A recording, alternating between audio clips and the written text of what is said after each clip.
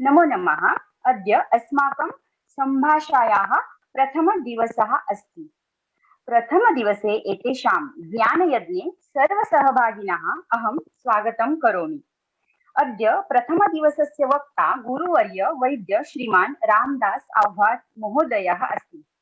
तेन सह वयं सर्वे सुपरिचिताः स्मः। ऐसा कौन है जो रामदास आह्वाड सर जी को नहीं जानता? और अगर ऐसा कोई है तो मैं कहूंगी कि कृपया जरूर कोशिश कीजिए कि उनको जाने। उन्होंने आयुर्वेद के दायरों को ऐसे बढ़ाया है कि देखने पर हम अचंभित हो जाते हैं।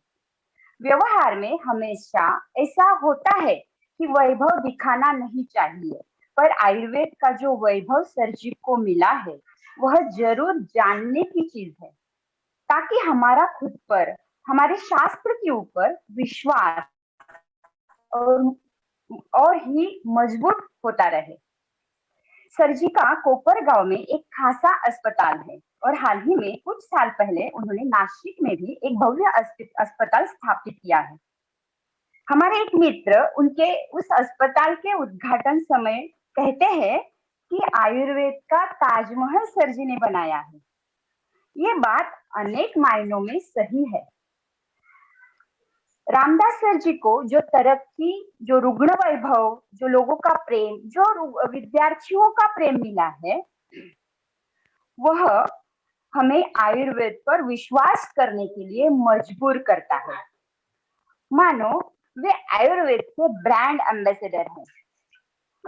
हम उनमें अगर खुद को देखते हैं तो ये विश्वास होता है कि हम भी ये सब वैभव आयुर्वेद से पा सकते हैं। ये सब हमें भी आयुर्वेद के मार्ग पर चलने से मिल सकता है। सर जी को बहुत सारे पुरस्कारों से सम्मानित किया गया है। वह पुरस्कारों की सूची इतनी बड़ी है कि मानो वे पुरस्कार उनके लिए ही बने हैं। इनके बारे में बताने की जरूरत ही नहीं है। उनकी जो किताब हमने आपको भेजी है, पंचकर्म बोध, उनमें ये सब आपको पढ़ने को मिल जाएगा। मैं आपको बता दूं कि जो किताबें जैसे गुरुवर्य टी.एम. गोखते जी की किताबें, आज के हमारे वक्ता गुरुवर्य रामदास आह्वाड जी की किताबें, इन 3 पीढ़ियों की किताबें आपके पास आने वाली है। तो जैसे ये तीनों पीढ़ियों का ज्ञान संजो के आपके पास आएगा। सर जी ज्ञान के इस महान विरासत के वारिस है और आप तक ये ज्ञान पहुंचाने वाले मध्यस्थ भी है। इतना सब कुछ पाकर भी अहंकार आपके आसपास भी नहीं है। ये बहुत बड़ी बात है। इसका राज बताते हुए सर हमें राजयोग साधना की बातें बताते हैं। उन्होंने खास वैद्यों के लिए 600 वैद्यों के लिए राजयोग साधना का आयोजन किया था कुछ साल पहले। तो ये जो साधना हुई थी उन दिनों, तो उस शिविर में हिस्सा लिए हुए लोग आज भी उस साधना के फायदों को आके बताते हैं। तो सिर्फ आयुर्वेद का ही नहीं, सिर्फ रुग्णों का ही नहीं, तो सर जी इन और मायनों में भी समाज की सेवा करते आ रहे हैं। हमें उनके व्याख्यान से उनका पूरा जर्नी, उनका पूरा प्रवास तो सुनने को मिलेगा ही। मैंने कोशिश की है कि सर जी के बारे में आपको थोड़ा बहुत बता सकूं। तो चलिए निकल पड़ते हैं आयुर्वेद की राह पर। आज हमारे साथ है गुरुवर्य रामदास जी आह्वाड। नमस्ते, good evening to all dear friends. सबसे पहले मेरे परम गुरु प्रातस्मरणीय परमधामवासी वैद्य प्रताप जोशी नाना जी को मैं उनके स्मृति को विनम्र अभिवादन करता हूं। पंचकर्म महर्षि प्रताप जोशी नाना की स्मृति में आयोजित इस मैराथन वेबिनार सीरीज में आज उपस्थित रहने वाले आप सभी भाग्यवान आयुर्वेद प्रेमी वैद्य भाई और बहनों का मनपूर्वक हार्दिक आयुर्वेदिक स्वागत। मैंने आपको भाग्यवान इसलिए कहा है कि भारतवर्ष के गिने चुने वैद्यों को उनके अनुभव को सुनने का, घर बैठे सुनने का सुअवसर आज यहाँ पर आयोजकों ने हम लोगों को दिया है, और इसलिए मैं आप सभी को भाग्यवान मानता हूँ, भाग्यवान समझता हूँ। सबसे पहले 3 बातों के लिए मैं आयोजकों को मनपूर्वक धन्यवाद देता हूँ, उनको बहुत साधुवाद देता हूँ। नंबर 1, जिन्होंने पंचकर्म प्रैक्टिस में किस प्रकार से अप्लाइड करना है, किस प्रकार से करना है, ये अपने गुरु वैद्य त्रम गोप्टे से सीखकर हजारों विद्यार्थी, मुझ जैसे हजारों विद्यार्थी पूरे भारतवर्ष में तैयार किए। उस महान पंचकर्म महर्षि हस्ती वैद्य पीटी जोशी उर्फ नानाजी के स्मृति में उन्होंने आज ये व्याख्यानमाला यहाँ पर आयोजित की है। नंबर 2, मैं आदरणीय गुरुवर्य नानाजी का प्रथम विद्यार्थी हूँ, प्रथम स्टूडेंट हूँ। इसका हमेशा मुझे अभिमान रहता है और हमेशा अभिमान रहेगा, और बराबर यही कल्पकता से इस मैराथन सीरीज का, इस मैराथन वेबिनार का ओपनिंग एज अ बतौर ओपनिंग बैट्समैन उन्होंने आज मुझे यहाँ पर मौका दिया है, इसलिए उनकी कल्पकता को मैं सैल्यूट करता हूँ।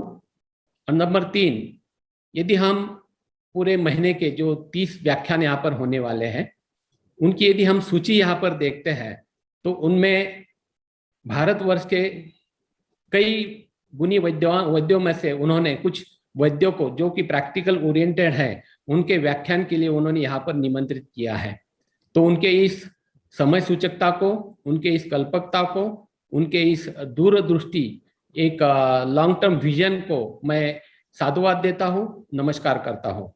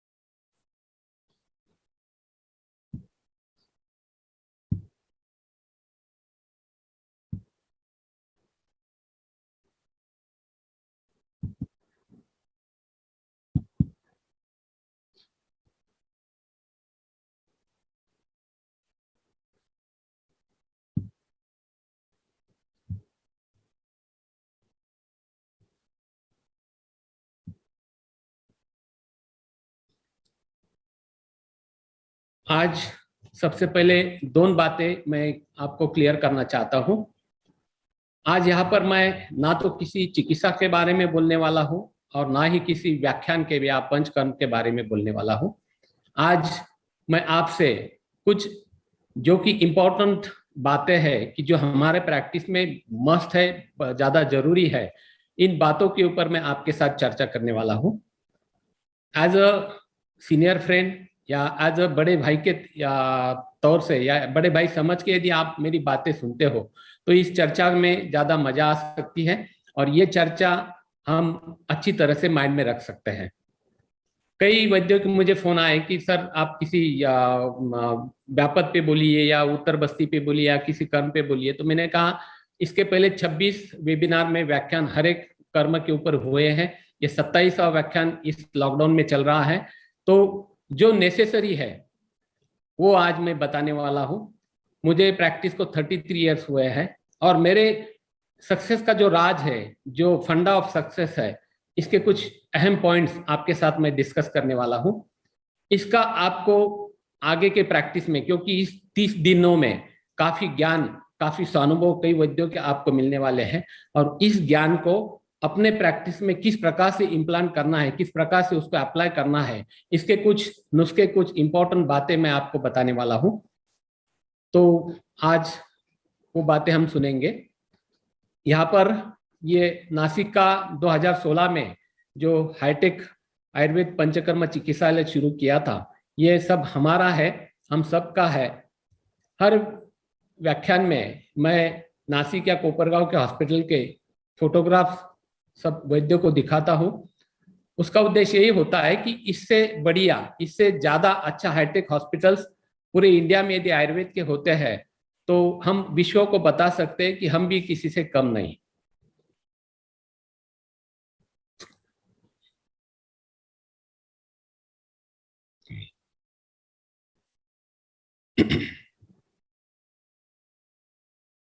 ये वहां का एक शिरोधारा कक्ष था। ये अलग अलग कर्म के रूम है। ये शिरोधारा में एक डोम बनाया हुआ है और उनमें ये एलईडी लाइट्स लगाए हुए हैं और अष्टकोणी है, यानी जो 8 दिशाएं होती है, 6 दिशाएं और 2 ये दिशाएं, ऐसे 8 दिशाएं जो होती है, तो ये 8 दिशाओं की पावर, ग्रेविटेशनल फोर्स वहां पे इकट्ठा होता है। इस रूम में तुम जस्ट एंटर भी करते हो तो एकदम अलग सा फीलिंग, एक माइंड पे एक हल्कापन महसूस होता है। तो ये शिरोधारा की ये विशेषता यहाँ पर है।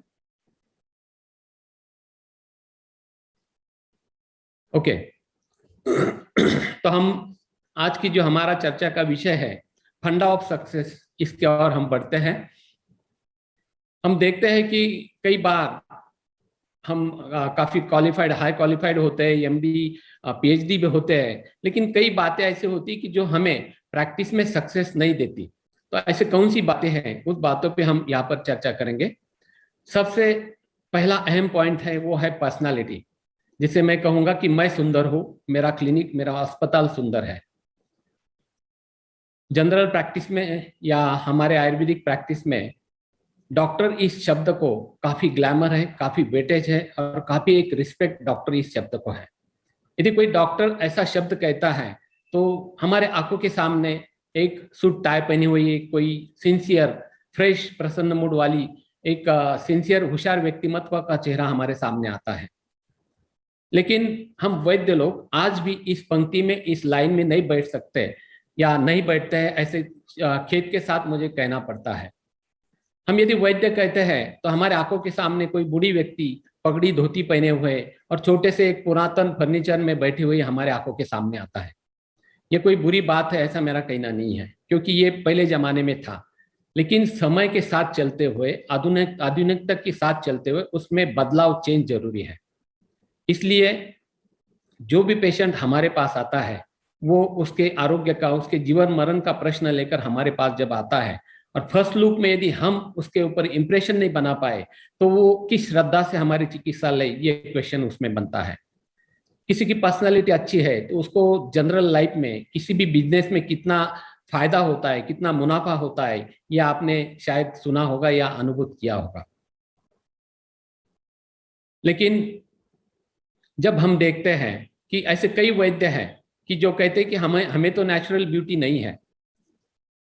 नो डाउट, यदि नेचुरल ब्यूटी नहीं है तो हम neat, clean, up to date रह सकते हैं। हमारी जो बॉडी लैंग्वेज है, हमारी बात करने का तरीका है, उसमें डेफिनेटली हम इम्प्रूवमेंट कर सकते हैं, जो कि आगे के पेशेंट जो हमारे पास आएगा उसके ऊपर हम इम्प्रेशन बना सकते हैं।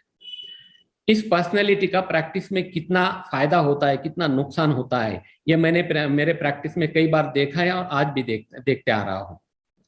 मैंने 1987 में मैं नाना के पास था और उसके बाद में 1988 में मैंने कोपरगांव जैसे छोटे से तहसील प्लेस में मेरा छोटा सा क्लिनिक, जो कि 6x16 यानी एक रेलवे के डिब्बे से भी छोटा, ऐसा मेरा क्लिनिक मैंने शुरू किया था।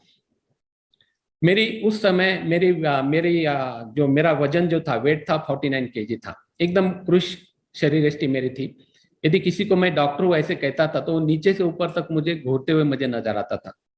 मैं उस समय मेरे ईश्वर से, मेरे भगवान से काफी झगड़ा करता था कि मुझे ऐसी पर्सनैलिटी क्यों दी, क्योंकि कोई योग्य डायग्नोसिस भी मैं करता था या कोई परफेक्ट डायग्नोसिस भी होता था तो सामने वाला पर्सनैलिटी के कारण उस पर बिलीव नहीं करता था, विश्वास नहीं रखता था। 1989 की बात है।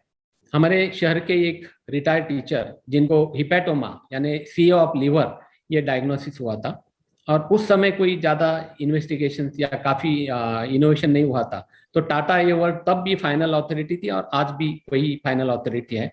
बॉम्बे में टाटा हॉस्पिटल में उनको दिखाया गया और उन्होंने फिर सभी इन्वेस्टिगेशन के बाद बताया कि ये लास्ट स्टेज का लीवर कैंसर है, इसमें हम कुछ नहीं कर पाएंगे, आप इनको घर लेकर जाइए और उनकी सेवा कीजिए। आज तक निडर या कॉन्फिडेंस रखने वाले वो पेशेंट ने जब ये बातें उनके बच्चे से, उनके बेटे से डॉक्टर की करते हुए उन्होंने सुनी तो वो भी मन में डर गए या मन में उनका भी जो कॉन्फिडेंस था ये लूज हो गया। कोपरगांव आने के बाद में एक दिन उनका बेटा शाम के समय में मेरे क्लिनिक में आया और उसने कहा कि मेरे पिताजी को लिवर कैंसर है, तो क्या आप आकर देख सकते हैं क्या? तो मैंने कहा आ सकता हूँ, क्योंकि उस समय तो इतने पेशेंट नहीं थे। मैं शाम को उनके घर जब गया तो बिना बनियन के वो बेड पे लेटे थे, पुरुष शरीरष्टि थी, हाइट काफी 6 फीट 2 इंच की हाइट थी, और दूर से ही राइट हाइपोकॉन्ड्रियाक में यकृत प्रदेश में स्वेद, जिसे उत्सेद हम कहते हैं, स्वेलिंग या आंखों से भी नजर आ रहा था। और उनको अम्ल पित्त या शारीरिक मानसिक दुर्बलता, उल्लास, वहां पे राइट हाइपोकॉन्ड्रियाक में पेन्स, ये काफी लक्षण उनमें थे। तो मैंने उस समय ये सोचा कि हम यदि उनको बल दे, वात पित्तज्ञ चिकित्सा करे, कुछ लेखन बल ऐसी वात पित्तज्ञ चिकित्सा करे, तो शायद उनको फायदा हो सकता था। इसलिए उस समय मैंने स्वर्ण रोग पर सूचकर गिलोय सत्वों में सूक्ष्म करके एक एक पुड़ी सुबह शाम दी, आरोग्यवर्धिनी, शंखवटी और कैशोर गुगुल, ये उनको 2-2 गोली सुबह शाम शुरू की। और अभ्यंतर शतावरी, अश्वगंधा, परपटी, हरितकी, पुनर्नवा, का एस्टिमोदे कॉम्बिनेशन आधा चम्मच लेने के लिए कहा। और दशांग लेप में ताम्र भस्म मिलाकर राइट हाइपोकॉन्ड्रियाक पे एक्सटर्नल बाह्य लेपन करने के लिए उनको बता दिया, और कुछ पित्त के पथ्य बताकर मैं घर चला आ गया।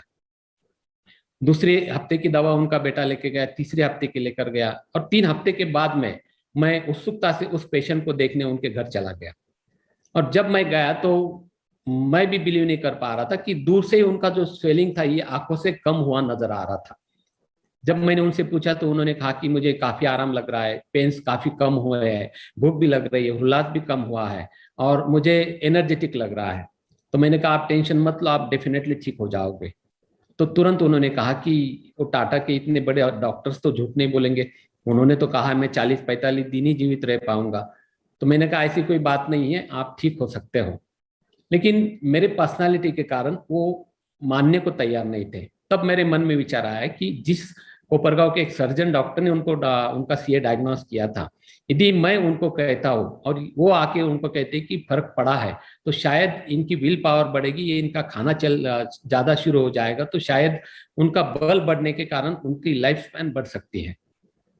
तो दूसरे ही दिन मैं उस सर्जन डॉक्टर के पास गया, उनको मैंने मेरी पहचान करा दिया, और मैं आयुर्वेद प्रैक्टिस में यहाँ पे करता हूँ, और ऐसा ऐसा पेशेंट सीए ऑफ लिवर था, आपने डायग्नोस किया था, मैंने मेरी आयुर्वेद ट्रीटमेंट उनको शुरू की है, 3 हफ्ते चिकित्सा को हुए हैं, और उनको सिम्टोमेटिकली काफी अच्छा लग रहा है। तो यदि आप आकर उनको देखते हैं और आपको जो लगे, जो दिखता है वो सही हो झूठ हो, जो दिखता है यदि आप कहते हैं तो शायद आप पे वो विश्वास करेंगे और उनका लाइफ स्पैन बढ़ सकता है, उनकी आयु बढ़ सकती है। तो तुरंत उन्होंने कहा कि कैंसर ऐसे 2-3 हफ्ते में कभी कम नहीं होता है, वहां आके मैं झूठ नहीं बोलूंगा। मन में काफी गुस्सा आया, लेकिन पर्सनैलिटी या कोई बातों में वजन नहीं था, इसलिए मैंने उनको कुछ जबरदस्ती नहीं की। मन में मैंने यही सोचा कि ये आदमी यदि आता और यदि झूठ भी बोलता, तो किसी झूठ से यदि किसी की लाइफ बनती है, किसी को फायदा होता है, तो वो झूठ झूठ नहीं होता। लेकिन उन्होंने ना कर दिया, और फिर यही चिकित्सा आगे चलती रही, और जैसे जैसे उनके दिन नजदीक आने लगे वैसे उन्होंने खाना छोड़ दिया, और धीरे धीरे वो पुरुष होते गए, और 4.5 महीने के बाद में उनका देहांत हुआ, वो शांत हो गए। यानी 3 महीने का बोनस लाइफ उनको आयुर्वेदिक चिकित्सा से उनको मिला था। इस केस से दो बात मुझे सीखने को मिली। नंबर 1, यदि हमें एक्सपीरियंस है, हमारी पर्सनैलिटी है, तो डेफिनेटली हम उस पर कॉन्फिडेंटली बोल सकते हैं या सामने वाले पे प्रेशर बना सकते हैं। और दूसरी बात ये थी कि 3rd स्टेज का भी यदि कैंसर है और हम आयुर्वेद चिकित्सा करते हैं, तो उस व्यक्ति को पीसफुल डेथ देने का काम आयुर्वेद डेफिनेटली करता है। और उसके बाद में आज तक ऐसे कई पेशेंट अलग हमने देखे कि लास्ट स्टेज का भी यदि पेशेंट है तो उसके जो पेन्स होते हैं वो देखकर आंखों में पानी आता है, आंसू आते हैं। लेकिन ऐसे पेशेंट का पेन्स, उनका दर्द, दुख दर्द आयुर्वेद चिकित्सा से डेफिनेटली कम होता है, और पीसफुल डेथ, हैप्पी डेथ उनको मिलती है। इन शॉर्ट, मेरी पर्सनैलिटी नहीं थी, मेरे बातों में वजन नहीं था, मेरा एक्सपीरियंस नहीं था, इसलिए उस पेशेंट को मैं बचा नहीं सका। ऐसे कई विद्यार्थी हमारे पास आते हैं कि जो एमडी हुए होते हैं, लेकिन उनका बात करने का ढंग काफी अशुद्ध होता है, उनके रहन सहन, वो जो कपड़े पहनते हैं ये काफी खराब होते हैं, उनको देख के लगता भी नहीं कि ये डॉक्टर है या एमडी डॉक्टर है, और आगे चल के वही होता है कि प्रैक्टिस में वो अनसक्सेसफुल रहते हैं। इसलिए मैं हमेशा कई बार कोई स्टूडेंट कहते हैं सर पर्सनैलिटी नहीं, वर्ण काला है, ब्लैक है, तो क्या करेंगे। तो मैं उनको हमेशा बराक ओबामा का उदाहरण देता हूँ, जो कि यूएसए के एक्स प्रेसिडेंट है। प्रेसिडेंट होने से पहले यदि कोई उनका फोटो देखता तो शायद उनको आम आदमी समझता, लेकिन जब वो प्रेसिडेंट बने, जब उनके स्पीच शुरू हुए, तो उनकी बॉडी लैंग्वेज, उनका वो बॉडी लैंग्वेज का कॉन्फिडेंस, या उनके बात करने का ढंग, उनके रहन सहन देखने के बाद कोई भी उनके सामने उनके ऊपर अट्रैक्ट होता था। यानी ये पर्सनैलिटी यदि नेचुरल ब्यूटी नहीं होती है तो भी तुम बना सकते हो। यही बात हमारी जो क्लिनिक है, एक क्लिनिक के बारे में होता है। कई बार हम अच्छे हैं लेकिन हमारा क्लिनिक गंदा है, तो सामने वाला आने के बाद में उसके सामने हमारा इंप्रेशन गलत जाता है। मैंने ऐसे एक वैद्य को देखा था कि उसके टेबल के आजू बाजू में सब डब्बे खुले रहते थे, और उस डब्बे पर भी धूल रहती, डब्बा कचरा था, और वो सामने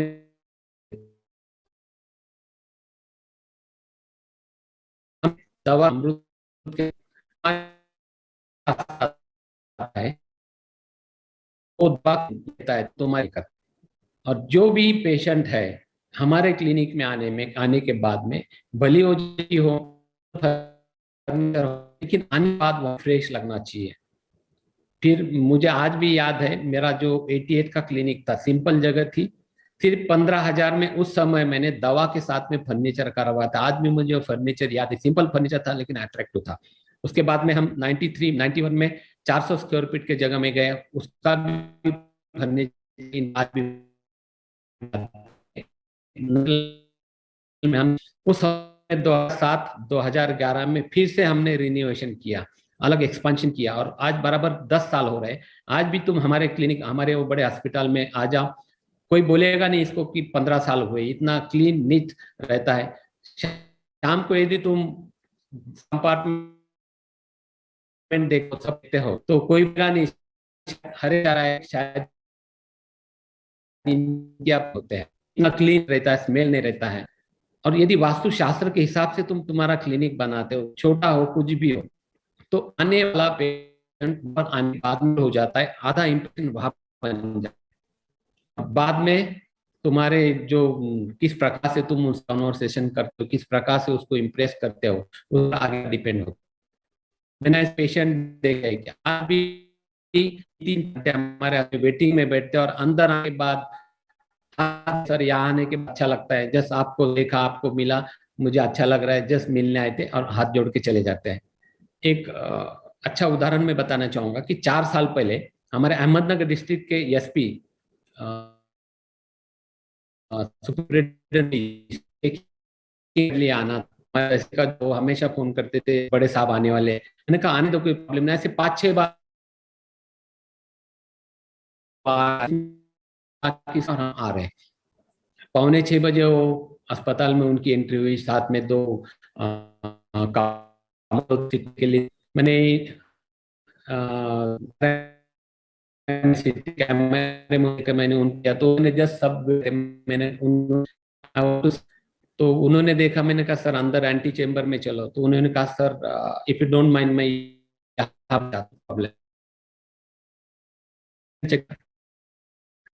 के बाद फिर मैं उनके बाद मैंने कहा सर प्लीज आप अंदर में बैठिए, वहाँ पे अच्छा है वो, वहाँ पे यू कंटिन्यू योर वर्क, मैं लास्ट में आऊंगा। और आप विश्वास होगा 9 साढ़े 8 बजे तक वो सब कॉन्फ्रेंस के लिए चला गया, और वहां जाने के बाद वो वहां मिलने आया, और उसने कहा सर प्लीज आप मेरे क्लिनिक आ जाइए। और कॉन्फ्रेंस के बाद में मैं जब उनके क्लिनिक पे गया, तो वो उस रास्ते के आखिरी एंड पे वो क्लिनिक, वो बिल्डिंग थी, उस बिल्डिंग के 5वें माले में उसका क्लिनिक था। वो फ्लैट था, और वहां पे उसका चिकित्सालय उसने शुरू किया था।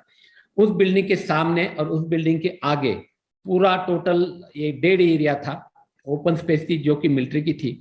और नीचे एंट्री में ही 2 शॉप में 2 आयुर्वेदिक प्रैक्टिशनर, 2 वैद्य बैठे थे। और ऊपर मैं जब 5वें माले पे गया, तो बाजू में एक स्पा था, और उसके अंदर उसने नो डाउट काफी अच्छा बनाया था। क्लिनिक एकदम क्लीन नीट, और फर्नीचर भी काफी अट्रैक्टिव था। तो बातों बातें में उससे बात की, कैसा है रिस्पांस, कैसे। उसने कहा सर अभी तक तो नहीं है। मैंने कहा 6 महीने में कितने पेशेंट हुए? तो उसने कहा सर आज तक एक भी पेशेंट नहीं हुआ। मैं शॉक हो गया, क्योंकि 25,000 किराया उसको उस जगह पे था, उसका मेंटेनेंस 5,000, यानी 30,000 पर मंथ वो घर से खर्च कर रहा था और 6 महीने में एक भी पेशेंट नहीं हुआ था। मुझे काफी बुरा भी लगा, और नीचे उतरने के बाद मैंने उसका बोर्ड ढूंढने की कोशिश की, तो उसने कहा सर मैंने ऊपर लगाया है, यानी 5वें माले के टेरेस पे उसने बोर्ड लगाया था, जिसका जो फ्रंट था वो ओपन स्पेस के सामने था, और बोर्ड भी उसने 60,000 का नियॉन साइन बोर्ड बनाया था, जो कि नीचे से ऊपर तक दिखाई नहीं देता था, दूर से देखेगा तो सामने ओपन स्पेस थी, यानी नीचे बोर्ड नहीं, ऊपर का बोर्ड दिखता नहीं है और कोने में जगह ली है, तो कौन आपके पास आने वाला है। तो मैंने उसको कहा तू पागलपन मत कर, यहाँ से शिफ्ट हो ले दूसरी जगह पे, 25,000 रुपए में तू प्राइम लोकेशन पे भी छोटी जगह लेता तो तेरी प्रैक्टिस अब तक स्पीड पकड़ ली होती है। तो इस प्रकार से वेटिंग कहाँ तक करना है ये हर एक ने समझना चाहिए। तो हम आगे के पॉइंट में जाते हैं।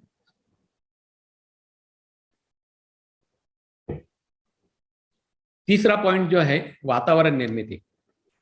यदि मुझे आयुर्वेद प्रैक्टिस करनी है, ये तय होता है, तो जब तक जगह नहीं मिलती है तब तक मेरे गांव में मैंने आयुर्वेद आयुर्वेद आयुर्वेद एक प्रकार की वातावरण निर्मित करनी चाहिए। आप सभी को पता है कि दोष दुष्य समूर्चना जब होती है तो व्याधि होता है, यानी दोष दुष्य समूर्चना होकर उसमें वैषम्य आता है तब व्याधि संप्राप्ति होती है। वैसे ही यदि ज्यादा हीट बनेगी तो समुद्र के पानी की भाप होगी, उसके क्लाउड्स बनेंगे और उसको ठंडी हवा लगने के बाद बारिश होगी। इनमें से एक भी फैक्टर यदि कम ज्यादा होता है तो बारिश नहीं होती है। उस प्रकार से हमें ये सब पॉइंट्स का विचार करना चाहिए, सोचना चाहिए। मुझे याद है 87 में मैं नाना के पास से आया था और एक साल कोपरगांव में मुझे जगह ढूंढने में लगे था। तो इस एक साल में जो भी लोकल पेपर थे उनमें मैं आयुर्वेद की सक्सेस स्टोरीज लिखता था। आयुर्वेद का एक नॉर्मल लैंग्वेज में लोगों को समझ में आए इस लैंग्वेज में आयुर्वेद की जानकारी लिखता था। तो उस प्रकार से आप एक माहौल क्रिएशन आपके गांव में करना है। रोटरी क्लब हो, लायंस क्लब हो और कोई भी समाज सेवी संस्था है तो इस संस्था से सबसे पहले जुड़ जाना है, क्योंकि उनके 70-80 फैमिलीज तुमसे कनेक्ट हो जाती है। और कोई भी बड़ा त्योहार हो, 15 अगस्त है या प्रजासत्ताक दिन है, उन दिनों में वहां पे जाकर सीनियर सिटीजन में जाकर उनको समझ में आए इस लैंग्वेज में, इस हल्की फुल्की भाषा में आयुर्वेद की जानकारी उनको देना है, आयुर्वेद के ऊपर व्याख्यान देना है। और इस प्रकार से यदि तुम करते हैं, वातावरण निर्मित करते हैं, तो आगे प्रैक्टिस जब शुरू होती है तो लोग फर्स्ट डे से तुमको रिस्पांस मिलता है। आपको याद होगा कि राज कपूर की फिल्म तुम याद करो, वो हमेशा सस्पेंस क्रिएट करते थे, सेक्स कभी नहीं दिखाते थे, लेकिन सबसे ज्यादा सेक्स राज कपूर ने दिखाया, लेकिन थोड़ा सा दिखाते थे, लेकिन ईगर से उत्पन्न होती थी और लोग उसके लिए जाते थे।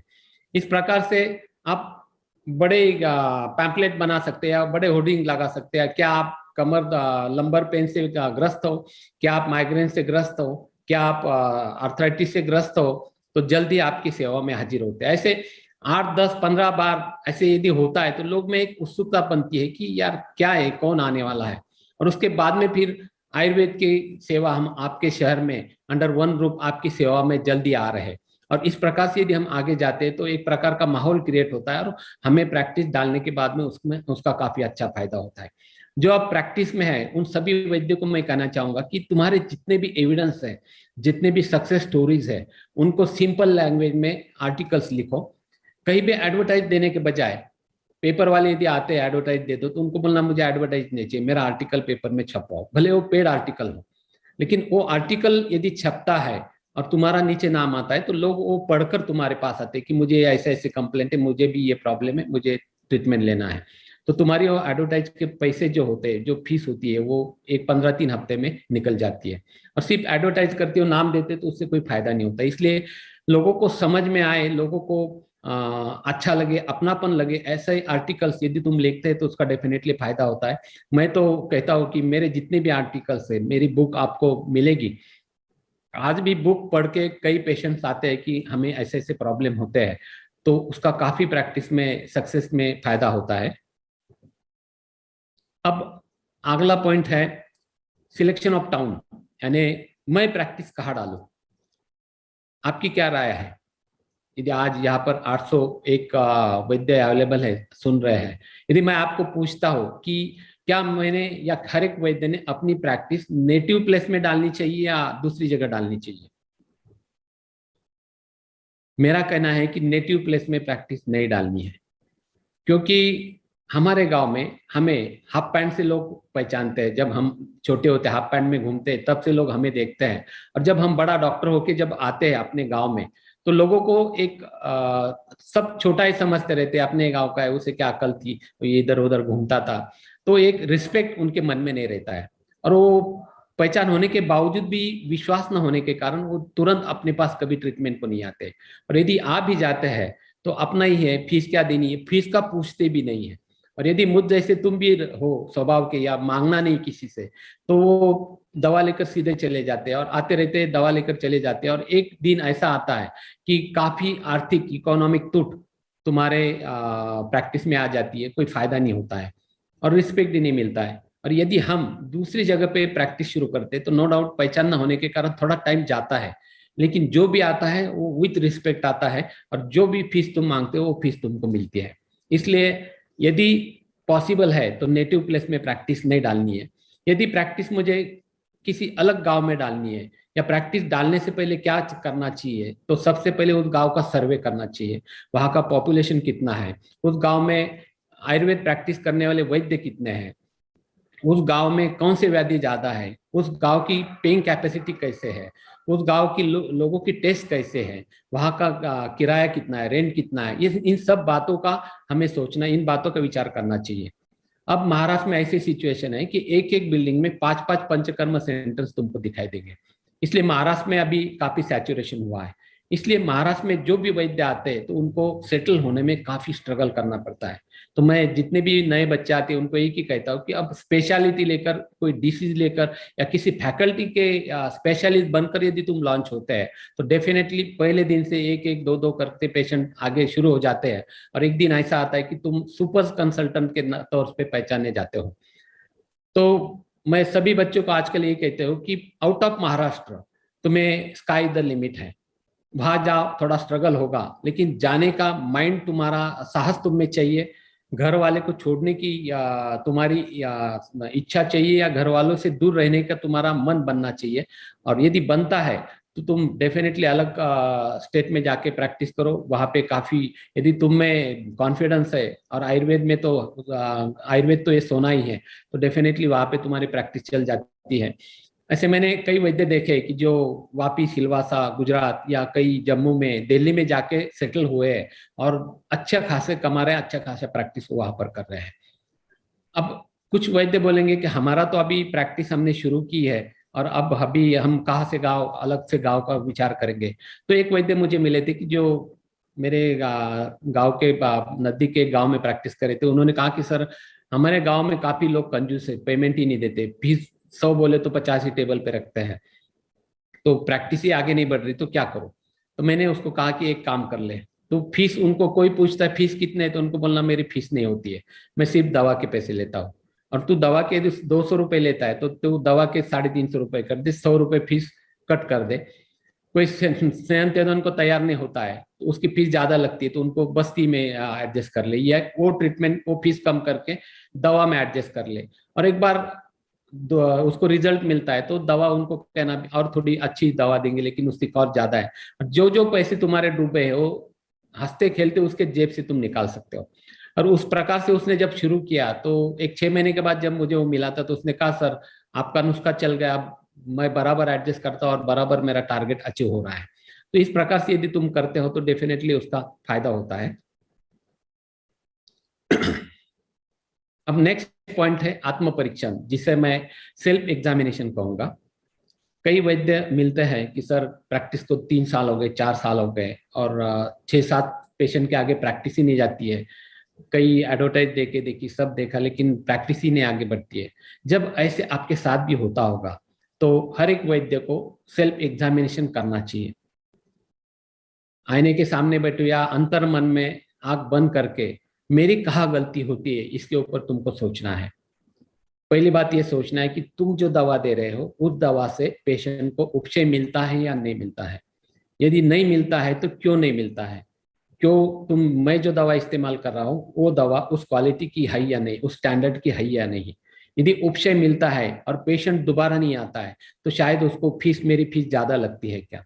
यदि दोबारा नहीं आता है तो मेरे काउंसलिंग में कई गलती होती है क्या, या मैं पेशेंट को अच्छी तरह से समझा नहीं सकता हूँ क्या, ऐसे अनेक अनेक पहलू उसमें होते हैं। या कई मेरे पेशेंट से किसी को तकलीफ होती है क्या, क्यों पेशेंट नहीं आते हैं, तो इसके ऊपर हमें स्टडी करना चाहिए, एग्जामिनेशन करना चाहिए। यदि हम प्रकृति परीक्षण से चिकित्सा करते तो उससे कोई तकलीफ नहीं होती है। मैंने एक नासिक जिले में एक भैया बाबा करके एक वैद्य थे, अनएजुकेटेड थे, चौथी पास थे, लेकिन वो एक बड़े कंपनी में थे, वहां से उनको निकाल दिया और एक खेड़े में आके उन्होंने अपनी नाड़ी परीक्षा से आयुर्वेद चिकित्सा शुरू की। अब अनपढ़ होने के बावजूद भी उनका दिमाग देखो कि उन्होंने उस समय ये एडवर्टाइज कर दी कि मुफ्त, नो कंसल्टेशन, फ्री चिकित्सा, सिर्फ दवा के चार्जेस। और उस व्यक्ति की नाड़ी परीक्षा, आज भी मैं मानता हूं, उनको सलाम करता हूं कि उनकी नाड़ी परीक्षा अच्छी थी, लेकिन उनकी चिकित्सा पद्धति 100% रॉन्ग थी। यदि कोई पेशेंट उनके पास जाता था और उनको तकलीफ होती तो जितने भी दवा है वो सब दवा का मटका पद्धति उसको बोलते कि सब भी इकट्ठा करके उसको देता था। एक दिन एक पुलिस कांस्टेबल उसके बीवी को लेके मेरे पास 89 में आया था। उसको वो पित्त प्रकृति का और उसको अस्थमा था। मैंने उनको कहा इनको पित्त प्रकृति, ऑलरेडी इनको अम्ल पित्त की शिकायत है, उल्टियां भी होती है, तो इनका यदि हम वमन करवाते हैं वसंत ऋतु में तो वमन करने के बाद में उनका अच्छा फायदा होगा। मैं भी नया था, उनको वो बात हजम नहीं हुई, दोबारा मेरे पास आए नहीं। लेकिन एक दिन एक लोकल फिजिशियन का मुझे फोन आया कि ऐसा ऐसे एक पेशेंट है, उसने आयुर्वेदिक दवा ली और वो अनकॉन्शियस हुई है, तो मुझे कुछ समझ में नहीं आ रहा है, तू देख ले। उन्होंने मेरे पास भेजे तो वही पुलिस कांस्टेबल उनको बीवी को उठा के मेरे पास लेकर आए। मैंने कहा क्या? उन्होंने कहा हम उस बाबा के पास गए थे, उन्होंने दवा दिया और उन्होंने आज दवा ली और वो चक्कर आके गिर गया, अनकॉन्शियस हो गए। वो जो दवा थी उनके छोटे से नोटबुक पे वो लिख के देते थे। अब वो पित्त प्रकृति की महिला थी और उसको अस्थमा था, तो उसको मल्ल सिंदूर, रस सिंदूर, श्वास कोटा रस, तालिसादी चूर्ण, पिपल्ली चूर्ण, उसमें 64 प्रहर पिपल्ली चूर्ण, श्रृंग, ये कॉम्बिनेशन उसने शहद में अदरक सोरस में लेने के लिए कहा था। साथ में कनकासो दिया था और श्वास का चिंतामणि, ये भी उस समय जो वैद्यनाथ की आती थी उसने दी थी। तो उस दिन उसने खाली पेट वो ले ली, पित्त का प्रकोप हो गया और वो सिंकोपल अटैक में चली गई। तो मैंने कहा इसीलिए मैंने आपको कहा था। तो उसने कहा वो मैं फेंक देता हूँ, मैं दोबारा नहीं जाऊंगा, आप उसको ट्रीट करो। तो इन लोगों के बारे में ये होता है कि इनकी निगेटिविटी कभी मार्केट में नहीं जाती है। ये जो बाबा लोग होते हैं, यदि इस पेशेंट को तकलीफ हुई, उसको मैंने कहा कि जाके उनको बताओ, उन्होंने कहा जान दो, छोड़ो, वो कहा सीखा हुआ है, मैंने फेंक देता हूँ, मैं नहीं जाऊंगा।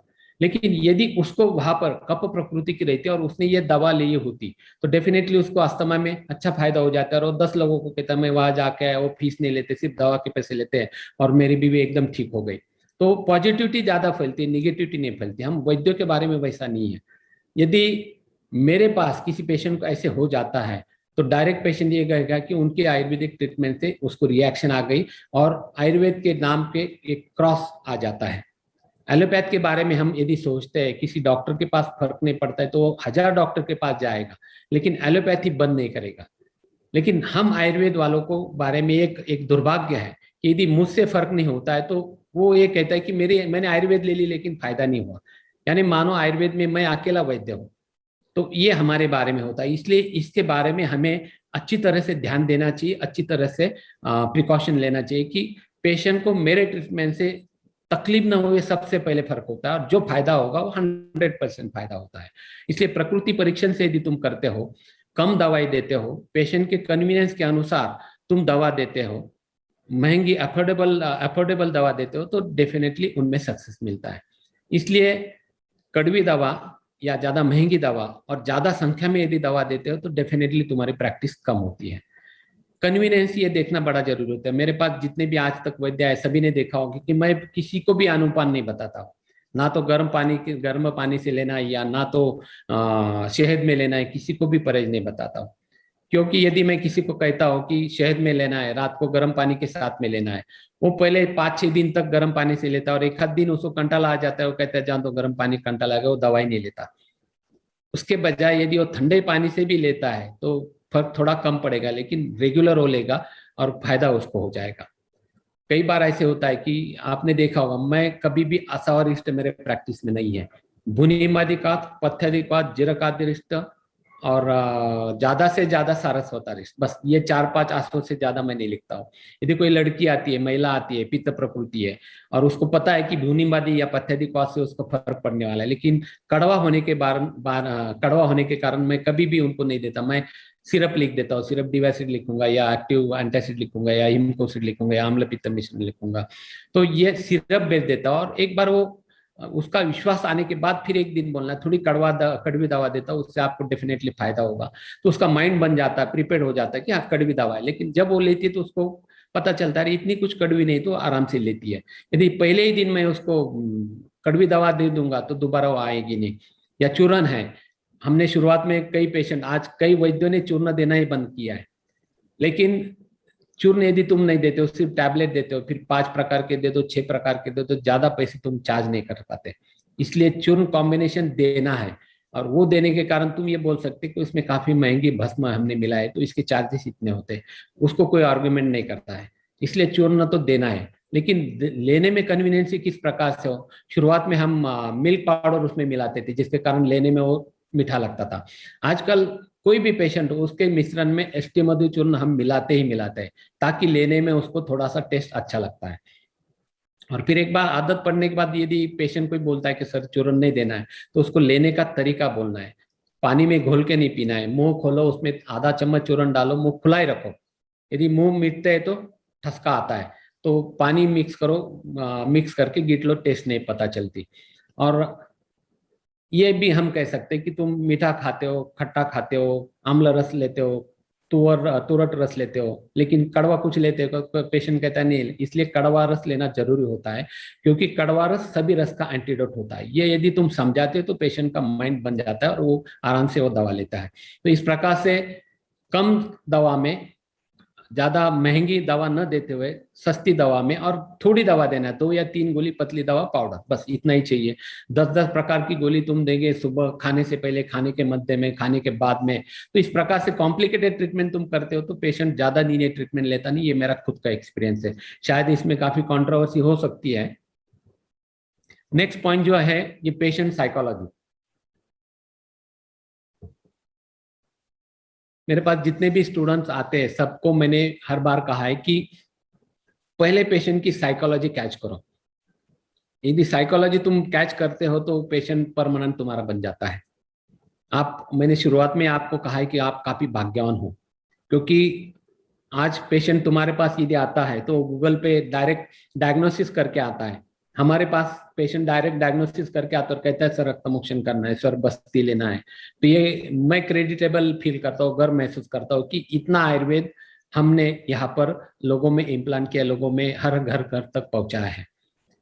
हमारे जमाने में जब मैंने 88 में प्रैक्टिस शुरू की थी, तो पेशेंट आने के बाद क्या होता है पूछने पे वो सिर्फ हाथ आगे करता था और कहता था नाड़ी देख के बताओ।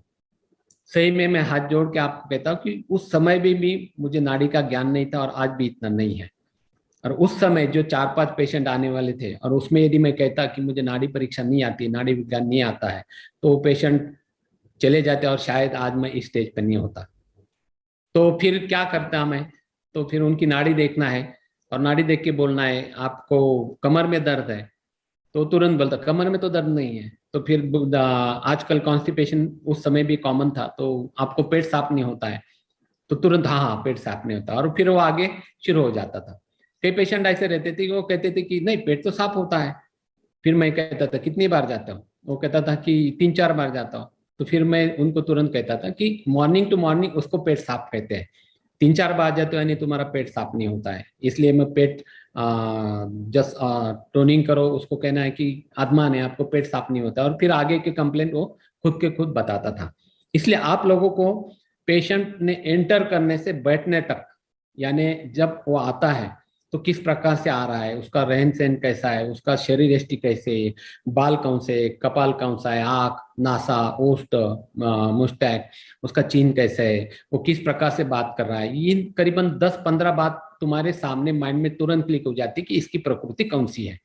और फिर उस प्रकृति के हिसाब से तुम यदि क्वेश्चन पूछते हो तो आगे वो बोलना शुरू कर देता है और वो इंप्रेस हो जाता है।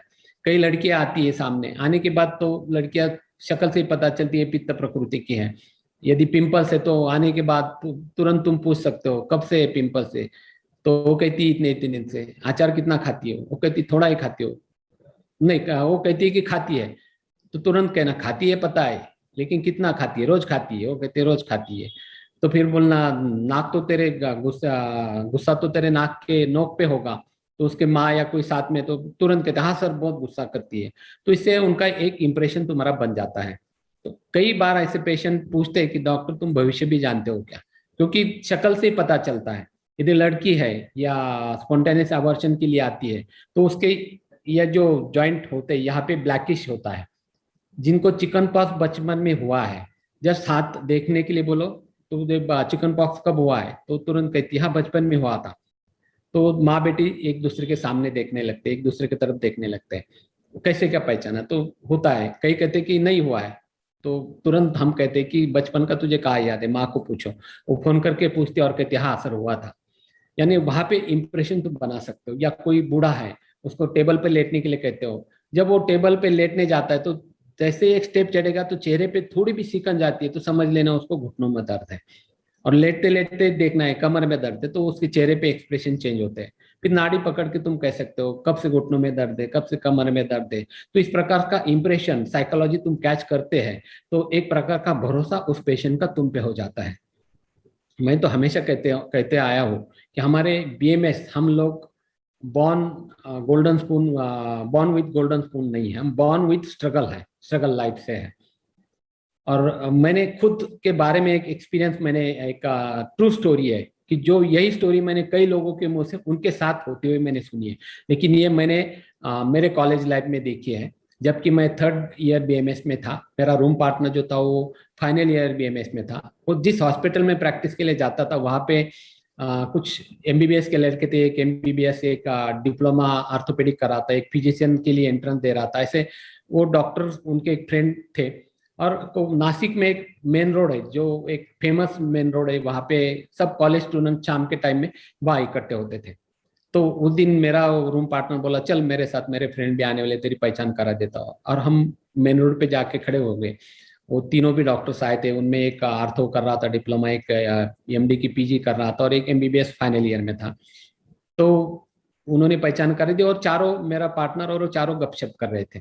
और जैसे ही दूर से उनको भीड़ में 2 लड़कियां बात करते हुए आते दिखाई दी। अब लड़कियां सुंदर थी तो सबके ध्यान उधर चला गया। तो जो आर्थो कर रहा था उसने तुरंत कहा, उनमें एक लड़की लंगड़ाती आ रही थी। तो एक ने तुरंत कहा कि आर्थो वाला जो था उसने कहा see the case of lumbar sciatica, sciatica की केस है। तो जो पीजी का तैयारी कर रहा था उसने कहा नहीं नहीं, आई थिंक केस ऑफ लंबैगो। और फिर जो एमबीबीएस फाइनल ईयर में था उसने कहा कि नहीं, मेरे हिसाब से पाँव में उसको कहीं ना कहीं जख्म है, व्रण है, वुंड है, इसलिए वो लंगड़ाती चल रही है। तो फिर ये तीनों जो थे, आपने देखा होगा कि जितने भी मॉडर्न स्टूडेंट्स डॉक्टर्स है वो काफी सुपीरियरिटी कॉम्प्लेक्स में होता है। तो उन्होंने मेरा जो पार्टनर था उसके तरफ देख के बोला तुमको तो कुछ आता नहीं होगा, आयुर्वेद में तो कुछ ऐसा नहीं होता होगा, तुझे क्या लगता है? उसने थोड़ा सा देखा और उसने एक ही कहा कि मेरे हिसाब से उसको कोई भी फिजिकल प्रॉब्लम नहीं है। वो तीनों ने भी एक उपासात्मक हंसी दे दी। और जैसे वो लड़कियां नजदीक आके गए और हमें क्रॉस करके चली गई तो हम चारों भी हक्का बक्का रह गए, क्योंकि उस लड़की के चप्पल का अंगूठा टूटा हुआ था और इसलिए वो घींचते घींचते उसको लेकर चली थी। तो ये तीनों एकदम शॉक हो गया। और वो मेरे पार्टनर के साथ में उन्होंने कहा कि यार तेरा डायग्नोसिस बराबर निकला, तूने कैसे क्या पहचाना? तो उसने थोड़ा सा फिर तुरंत वो भी शाइन में आ गया। उसने कहा हम लोग ग्रास रूट का सोचते हैं, तुम लोग ऊपर का सोचते हैं, हम नीचे से ऊपर तक जाते हैं। तो उसने एक ही कहा कि सिंपल बात थी, यदि उसको कोई पाँव में दर्द होता है या कमर में दर्द होता है या साइटिका होती है तो वो उतनी हंसी मजाक के साथ उसके फ्रेंड के साथ में बात करती नहीं चलती। वो सिर्फ हाँ ना में बोल सकती थी या उसका चेहरे पे सिकंज आती रहती थी। मैंने यही नोट किया कि वो इतनी हंसी मजाक से जा रही, डेफिनेटली उसको कोई फिजिकल प्रॉब्लम नहीं है। तो कहने का मतलब यही है कि हम लोगों का थिंकिंग पावर ये बेसिक रूट से होता है, इसलिए हम लोग कभी भी प्रैक्टिस में अनसक्सेसफुल नहीं रहते हैं। आपने देखा होगा कि किसी भी बीएमएस के सामने कोई भी एमबीबीएस डॉक्टर जनरल प्रैक्टिस में कभी भी उतरता नहीं, कभी भी सक्सेस नहीं होता है। इसलिए जितने भी एमबीबीएस डॉक्टर हैं वो पीजी की तरफ भागते हैं। और कोई भी बीएमएस डॉक्टर जनरल प्रैक्टिस में कभी भी अनसक्सेस होते हुए मैंने नहीं देखा है। उसका कारण ये ग्रास रूट थिंक का होता है। तो इस प्रकार से तुम भी कॉन्फिडेंट रहो और अपनी जो कॉन्फिडेंस है उसको हमेशा हाई लेवल पे बरकरार रखो। नेक्स्ट पॉइंट जो है वो है आत्मविश्वास, जिसे हम सेल्फ कॉन्फिडेंस कहते हैं। मेरा खुद पे, मेरे शास्त्र पे, मेरे औषधि दवाइयों पर, मेरे पंचकर्म चिकित्सा पर विश्वास होना जरूरी है। यदि मेरा स्वयं पे विश्वास नहीं, मेरे शास्त्र पे विश्वास नहीं है, तो मैं किसी को कॉन्फिडेंटली कोई बात नहीं बता सकता हूँ। मुझे अच्छी तरह से याद है 1993 में शिरडी के एक 3 स्टार होटल से एक उनका जनरल मैनेजर मेरे पास निद्रा नाश की चिकित्सा के लिए आया था। उसे एक वहाँ के जनरल प्रैक्टिशनर ने मेरे पास रेफर किया था, और आने के बाद में मैंने वीकली 2 बार उसका जटामांसी, मुस्ता, ब्राह्मी, माका, आंवला सिद्ध तेल से शिरोधारा शुरू कर ली।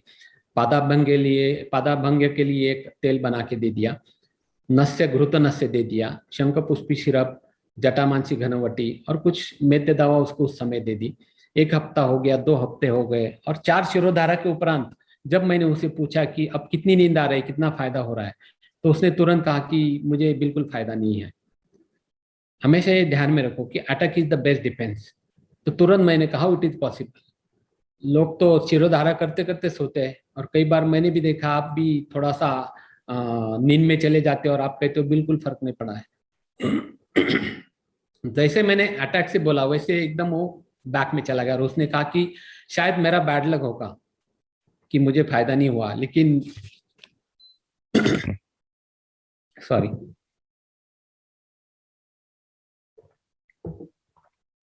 शायद मेरा बैड लक होगा इसलिए मुझे फायदा नहीं हुआ। और फिर वो अगली दवा लेकर चला गया, दोबारा नहीं आया। लेकिन एक दिन जिस जनरल प्रैक्टिशनर ने उसे मेरे पास भेजा था वो मुझे मिला था, और मिलने के बाद उसने एक ही कहा कि अरे रामदास, वो पेशेंट आया तो उसको फायदा तो नहीं हुआ, लेकिन ही वॉज वेरी इम्प्रेस, तुम पे वो बहुत खुश हुआ। मैंने कहा किस बात के लिए? उसने कहा कि उन्होंने जो ट्रीटमेंट दी, वो जो कॉन्फिडेंस से बात कर रहे थे, तो मुझे वो कॉन्फिडेंस बड़ा अच्छा लगा, शायद मेरा ही बैड लक था कि मुझे फायदा नहीं हुआ। तो उस समय मैंने उसको पूछा यार उसको फायदा क्यों नहीं हुआ? तो उसने कहा अरे वो मैरिड है, उसकी फैमिली कोलकाता में रहती है, वो यहाँ रहता है, और उस होटल में सब फिल्म एक्ट्रेस बाबा के दर्शन के लिए जो आते थे उस होटल में रहते थे, और फिल्म एक्ट्रेस को देखने के कारण उसकी रात खराब हो जाती थी, उसको नींद नहीं आती थी। सिंपल हेतु उसके पीछे था। यानी कभी भी यदि हिस्ट्री लेनी है तो ये बातों के इतने डीप तक जाना चाहिए। बाद में जब उसकी फैमिली आई और वो सेटल हो गया, और एक दिन मुझे एक फंक्शन में मिला, तब उसने कहा था sir I am okay now. तो इस प्रकार से होता है। हम जो पंचकर्म करते हैं उस पंचकर्म के व्यापक क्या होते हैं और उस व्यापक को किस प्रकार से हैंडल करना है, इसके बारे में भी वेबिनार में मेरा पंचकर्म व्यापक पे एक व्याख्यान हुआ था। उस संस्था के प्लेटफॉर्म पे या यूट्यूब पे या मेरे www.ayursai.com पे भी ये व्याख्यान आपको मिल सकते हैं। तो उसमें ये मैंने बताया था। और वो कर्म यदि वो व्यापक यदि तुम ट्रीट कर सकते हो तो सही मायनों में तुम पंचकर्म तज्ञ कहलाते हो। नहीं तो यदि कॉम्प्लिकेशन आया और फिर मॉडर्न डॉक्टर के पास भेज देते हो तो शास्त्र बदनाम होता है।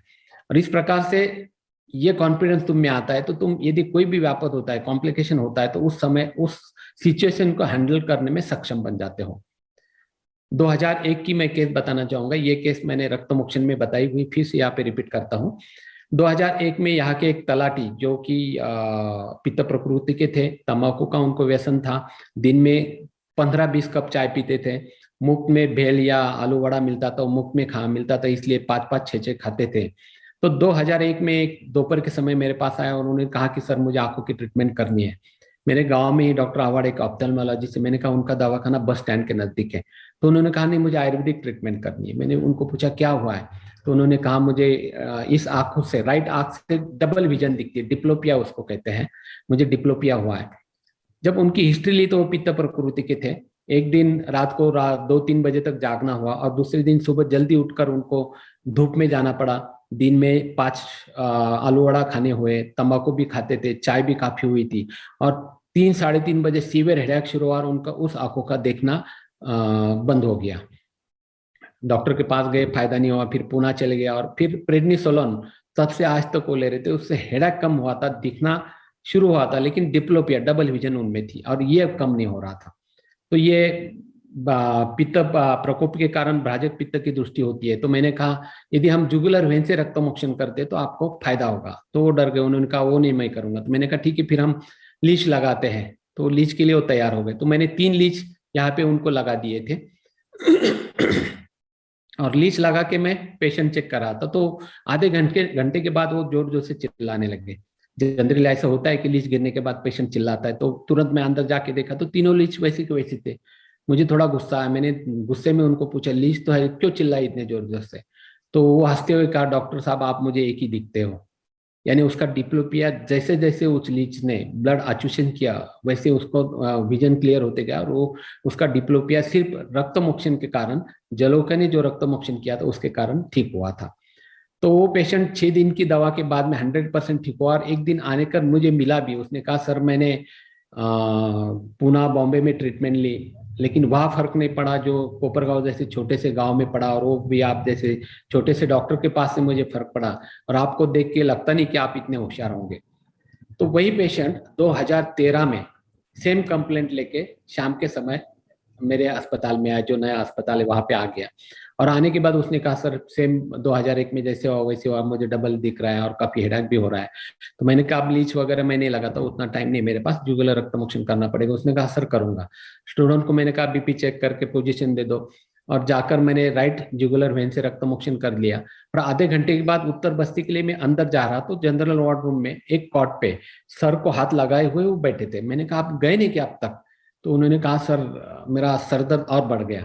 तो मैंने कहा रक्त धातु क्षयजन्य वात प्रकोप हो सकता है, तो आप घर जाके 2 या 3 बूंद नाक में देसी घी डाल दो, बंद हो जाएगा, दवा ले लो, कोई प्रॉब्लम नहीं आएगा। और रात को जब मैं घर आया खाना खाने के बाद में 10 बजे, उसके साले का मुझे फोन आया, और काफी रूड लैंग्वेज में, काफी रफ लैंग्वेज में उसने मुझसे बात की, और उसने कहा कि मेरे जीजा जी आपके पास आए थे। मैंने कहा कौन, नाम बताया। मैंने कहा आए थे।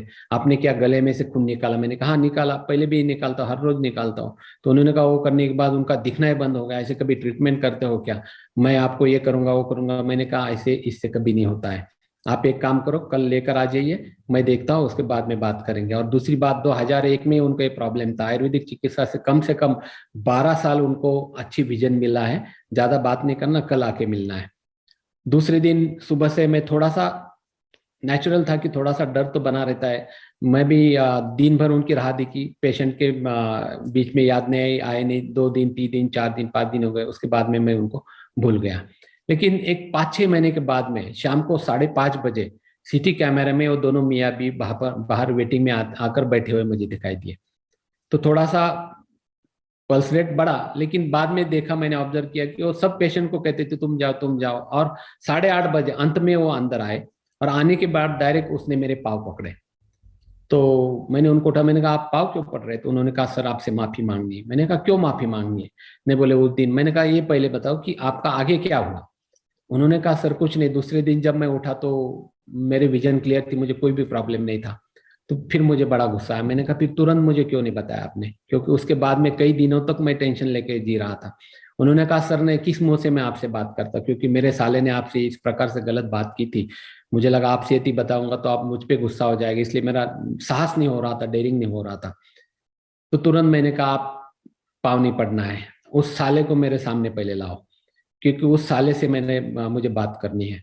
और जितने भी स्टूडेंट्स खड़े थे 8-10, सबके तरफ इशारा करते हुए मैंने कहा कि यदि इनके साथ ऐसे लाइफ में होता था, यदि होता तो ये जिंदगी में कभी रक्तमोक्षण नहीं, जुगुलर तो छोड़ो, कोई रक्तमोक्षण भी नहीं करते।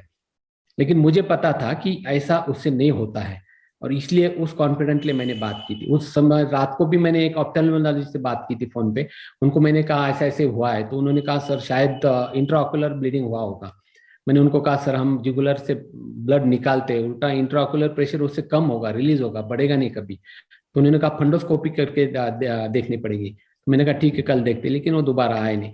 तो फिर उन्होंने कहा कि सर मैं उसको कहता हूँ। मैंने कहा तुमको 5-6 साल के बाद में शायद ये प्रॉब्लम फिर से होगी, क्योंकि तुम तम्बाकू खाना छोड़ते नहीं हो, और तब साले को लाए बगैर मैं आपको हाथ लगाऊंगा नहीं, आपको ट्रीटमेंट दूंगा नहीं। यानी इन शॉर्ट मुझे उस रक्त मोक्षण पे, उसके व्यापक पे मुझे कॉन्फिडेंस था, इसलिए मैंने उस कॉन्फिडेंस से उनसे बात की। नहीं तो फिर यदि मैं उस समय डर जाता, घबरा जाता, तो शायद उसका गलत इस्तेमाल उसके साले ने किया होता। वैसे ही मेरा एक स्टूडेंट, एक दिन मैं नासिक एक हॉस्पिटल के ओपनिंग के लिए जा रहा था, उसका दोपहर के समय फोन आया, सर एक प्रॉब्लम हो गया। मैंने कहा क्या हुआ? तो उसने कहा सर एक लंबस स्पॉन्डिलोसिस की लेडी थी, बूढ़ी थी, तो उसको मैंने, आप जैसे तिक्तक्षीर बस्ती चलाते वैसे मैंने तिक्तक्षीर बस्ती शुरू किया। तो उसका लड़का आ जाए तो उसने कहा वो बस्ती के कारण उनको पैरालिसिस हो गया, लकवा आ गया, तो मैं पुलिस कंप्लेन करूंगा। तो सर क्या करूं? मैंने कहा पागल, तिक्तक्षीर बस्ती से कभी पैरालिसिस होता है क्या? तो आने के बाद उसको कहना तू चल मेरे साथ पुलिस स्टेशन जाना है, कंप्लेन लिखवानी है। क्योंकि पैरालिसिस से कभी भी तिक्तक्षीर बस्ती से कभी भी पैरालिसिस नहीं होता है। उल्टा बस्ती था इसलिए जो भी अटैक आया होगा उसको माइल्ड आया होगा, यदि बस्ती नहीं होता तो उनको सीवियर अटैक आ जाता। और 5-6 दिन के बाद में उसका फोन आया, सर वो आया था। मैंने उसको कहा चल तू पुलिस स्टेशन जाएंगे, तू धमकी दे रहा है, मैं तुझे कंप्लेन करनी है। तो वो भाग के चला गया। और जब उसने इंक्वायरी की तो पता चला कि उस बूढ़ी को कुछ भी नहीं हुआ था। वो जो उसका लड़का था वो बेवड़ा था, अल्कोहल के लिए पैसे मिल नहीं थे, इसलिए इनको डरा के वो ब्लैकमेलिंग करना चाहता था। तो इस प्रकार से आपके साथ में भी हो सकता है। तब यदि तुम कॉन्फिडेंट रहते हो, attacking the best depend situation के अनुसार स्टांस लेते हो, तो वो सिचुएशन तुम इजीली हैंडल कर सकते हो। और आयुर्वेद तो ऐसे है कि हर एक सवाल का जवाब हमारे पास है, आयुर्वेद वालों के पास है। कई बार ऐसे होता है कि स्किन डिसीज के पेशेंट हो या आर्थराइटिस के हो या अस्थमा के हो, तो अचानक पेन बढ़ जाते हैं। सभी ने देखा होगा जो रह चुके कोपरगांव में, कि यदि किसी को तकलीफ होती है तो मैं पहला मेरा सवाल रहता है कि कल क्या खाया। लोग इजीली बोल देते सब्जी रोटी खाई, तो सब्जी रोटी तो सब खाते, लेकिन कौन सी सब्जी खाई, तो उससे तुमको हेतु मिल जाता है। बीच में एक सोरेसिस वाला एक पेशेंट आया था, पूरा शरीर उसका सोरेसिस से ग्रस्त था, चेहरे से पानी भी निकलता था और सब जगह पे एकदम स्किन 1% भी उसकी अच्छी नहीं थी, जबकि 11 साल से उसको था। और सिर्फ 2.5-3 महीने में वो 100% क्योर हुआ था। और उसके बाद में एक दिन अचानक उसके लड़के के साथ में आया और उसका लड़का आने के बाद डायरेक्ट शुरू हो गया, क्या डॉक्टर कितने दिन हो गए, उनको फायदा ही नहीं, उनको कितनी तकलीफ हो रही है, कितनी खुजली आ रही है। मैंने कहा तुम कौन हो? बोले मेरे पिताजी है। उस पेशेंट की तरफ मैंने देखा, पिताजी की तरफ देखा, तो वो टोटली नॉर्मल थे। सिर्फ मैंने पूछा क्या हो रहा है, उन्होंने कहा खुजली आ रही है। मैंने उनकी नब्ज देखने का नाटक किया। और 2 दिन पहले ही ये पोंगल सन होता है, बैलों का त्योहार होता है हमारे यहाँ, और उनमें चने की दाल की पूरन पोड़ी बोलते हैं उसको, रोटी बनाते हैं। और चने की दाल ऐसी होती है कि उससे इचिंग, खुजली, कंडू ये ज्यादा बढ़ती है। तो तुरंत मैंने कहा पूरन पोड़ी कितनी खाई? तो तुरंत उसने कहा 2 खाई। तो उसके साथ में पकोड़े भी बनाते चने की दाल के। मैंने कहा पकोड़े भी खाए होंगे? हाँ उसने खाए होंगे। फिर मैंने उस लड़के को, हाँ इनको मैंने चने की दाल नहीं बोली थी, तो भी उन्होंने कहा इसलिए खुजली आ रही है। और उससे पहले ये 11 साल से पूरे सड़े हुए थे, तब तुम कहा थे। सिर्फ 2.5-3 महीने में आयुर्वेद से इतने ठीक होने के बावजूद तुम यहाँ आ रहे हो, उनको उठा के लेके जाना, दोबारा मेरे पास आना नहीं है। फिर उसने उनके पिताजी की तरफ देख के बोला तुमको कहा था ना परहेज करने के लिए, फिर क्यों खाया वगैरह। फिर वो बोले दवा दे दो। मैंने कहा दवा नहीं देना, चलो निकल पड़ो यहाँ से। तो इस प्रकार से तुम कॉन्फिडेंट हो तो पेशेंट के ऊपर तुम रोप जमा सकते हो। पिछले ही मंडे की बात है, एक गोंदिया से एक लड़की पीसीओडी जबरदस्त से एडमिट होने के लिए आ गई। मैंने कहा एडमिट होने की जरूरत नहीं, फिर भी बड़े घर की थी वो। 3 दिन एडमिट रही और 3 दिन में बस्ती कर्म हो गया, उत्तर बस्ती हो गई, धावन हो गया, सब हो गया। बुधवार के दिन ऐसे शाम को 8 बजे उसको डिस्चार्ज देना था। तब उसने कहा सर मुझे काफी नौसिया हो रहा है, पेट में मरोड़ के आ रहा है, तो बस्ती से तो नहीं हुआ होगा ना। तो मैंने उसको एक ही कहा कि यहाँ पे जो भी पेशेंट एडमिट होते हैं जाते वक्त हमेशा हंसते हैं और न जाने के लिए रोते हैं। तो पहली पेशेंट मुझे मिली कि तू कहती कि उसके कारण हुआ है क्या। तुरंत उसको मैंने पूछा आज सुबह में क्या खाया हो तूने? तो सुबह में उसने कहा सर आज मैंने कड़ी खाई जो मेस से आई थी। तो कड़ी ये वो कारण थी। मैंने कहा कड़ी के कारण तुझे एमेबिक डिसेंट्री लग गई है और फूड पॉइजनिंग जैसे हुआ है। डिवाइन फार्मा की क्लीन ड्यू शंकोटी दे दी, सुबह तक ठीक हो गई, डिस्चार्ज हो गई। यानी उसका कारण जो होता है, हेतु होता है उनके डाइट में होता है। इसलिए यदि तुम कॉन्फिडेंटली बोलते हो तो डेफिनेटली उसका उत्तर मिलता है और पेशेंट अपने आप चुप बैठता है। नेक्स्ट में आता है रिजल्ट ओरिएंटेड प्रैक्टिस चाहिए।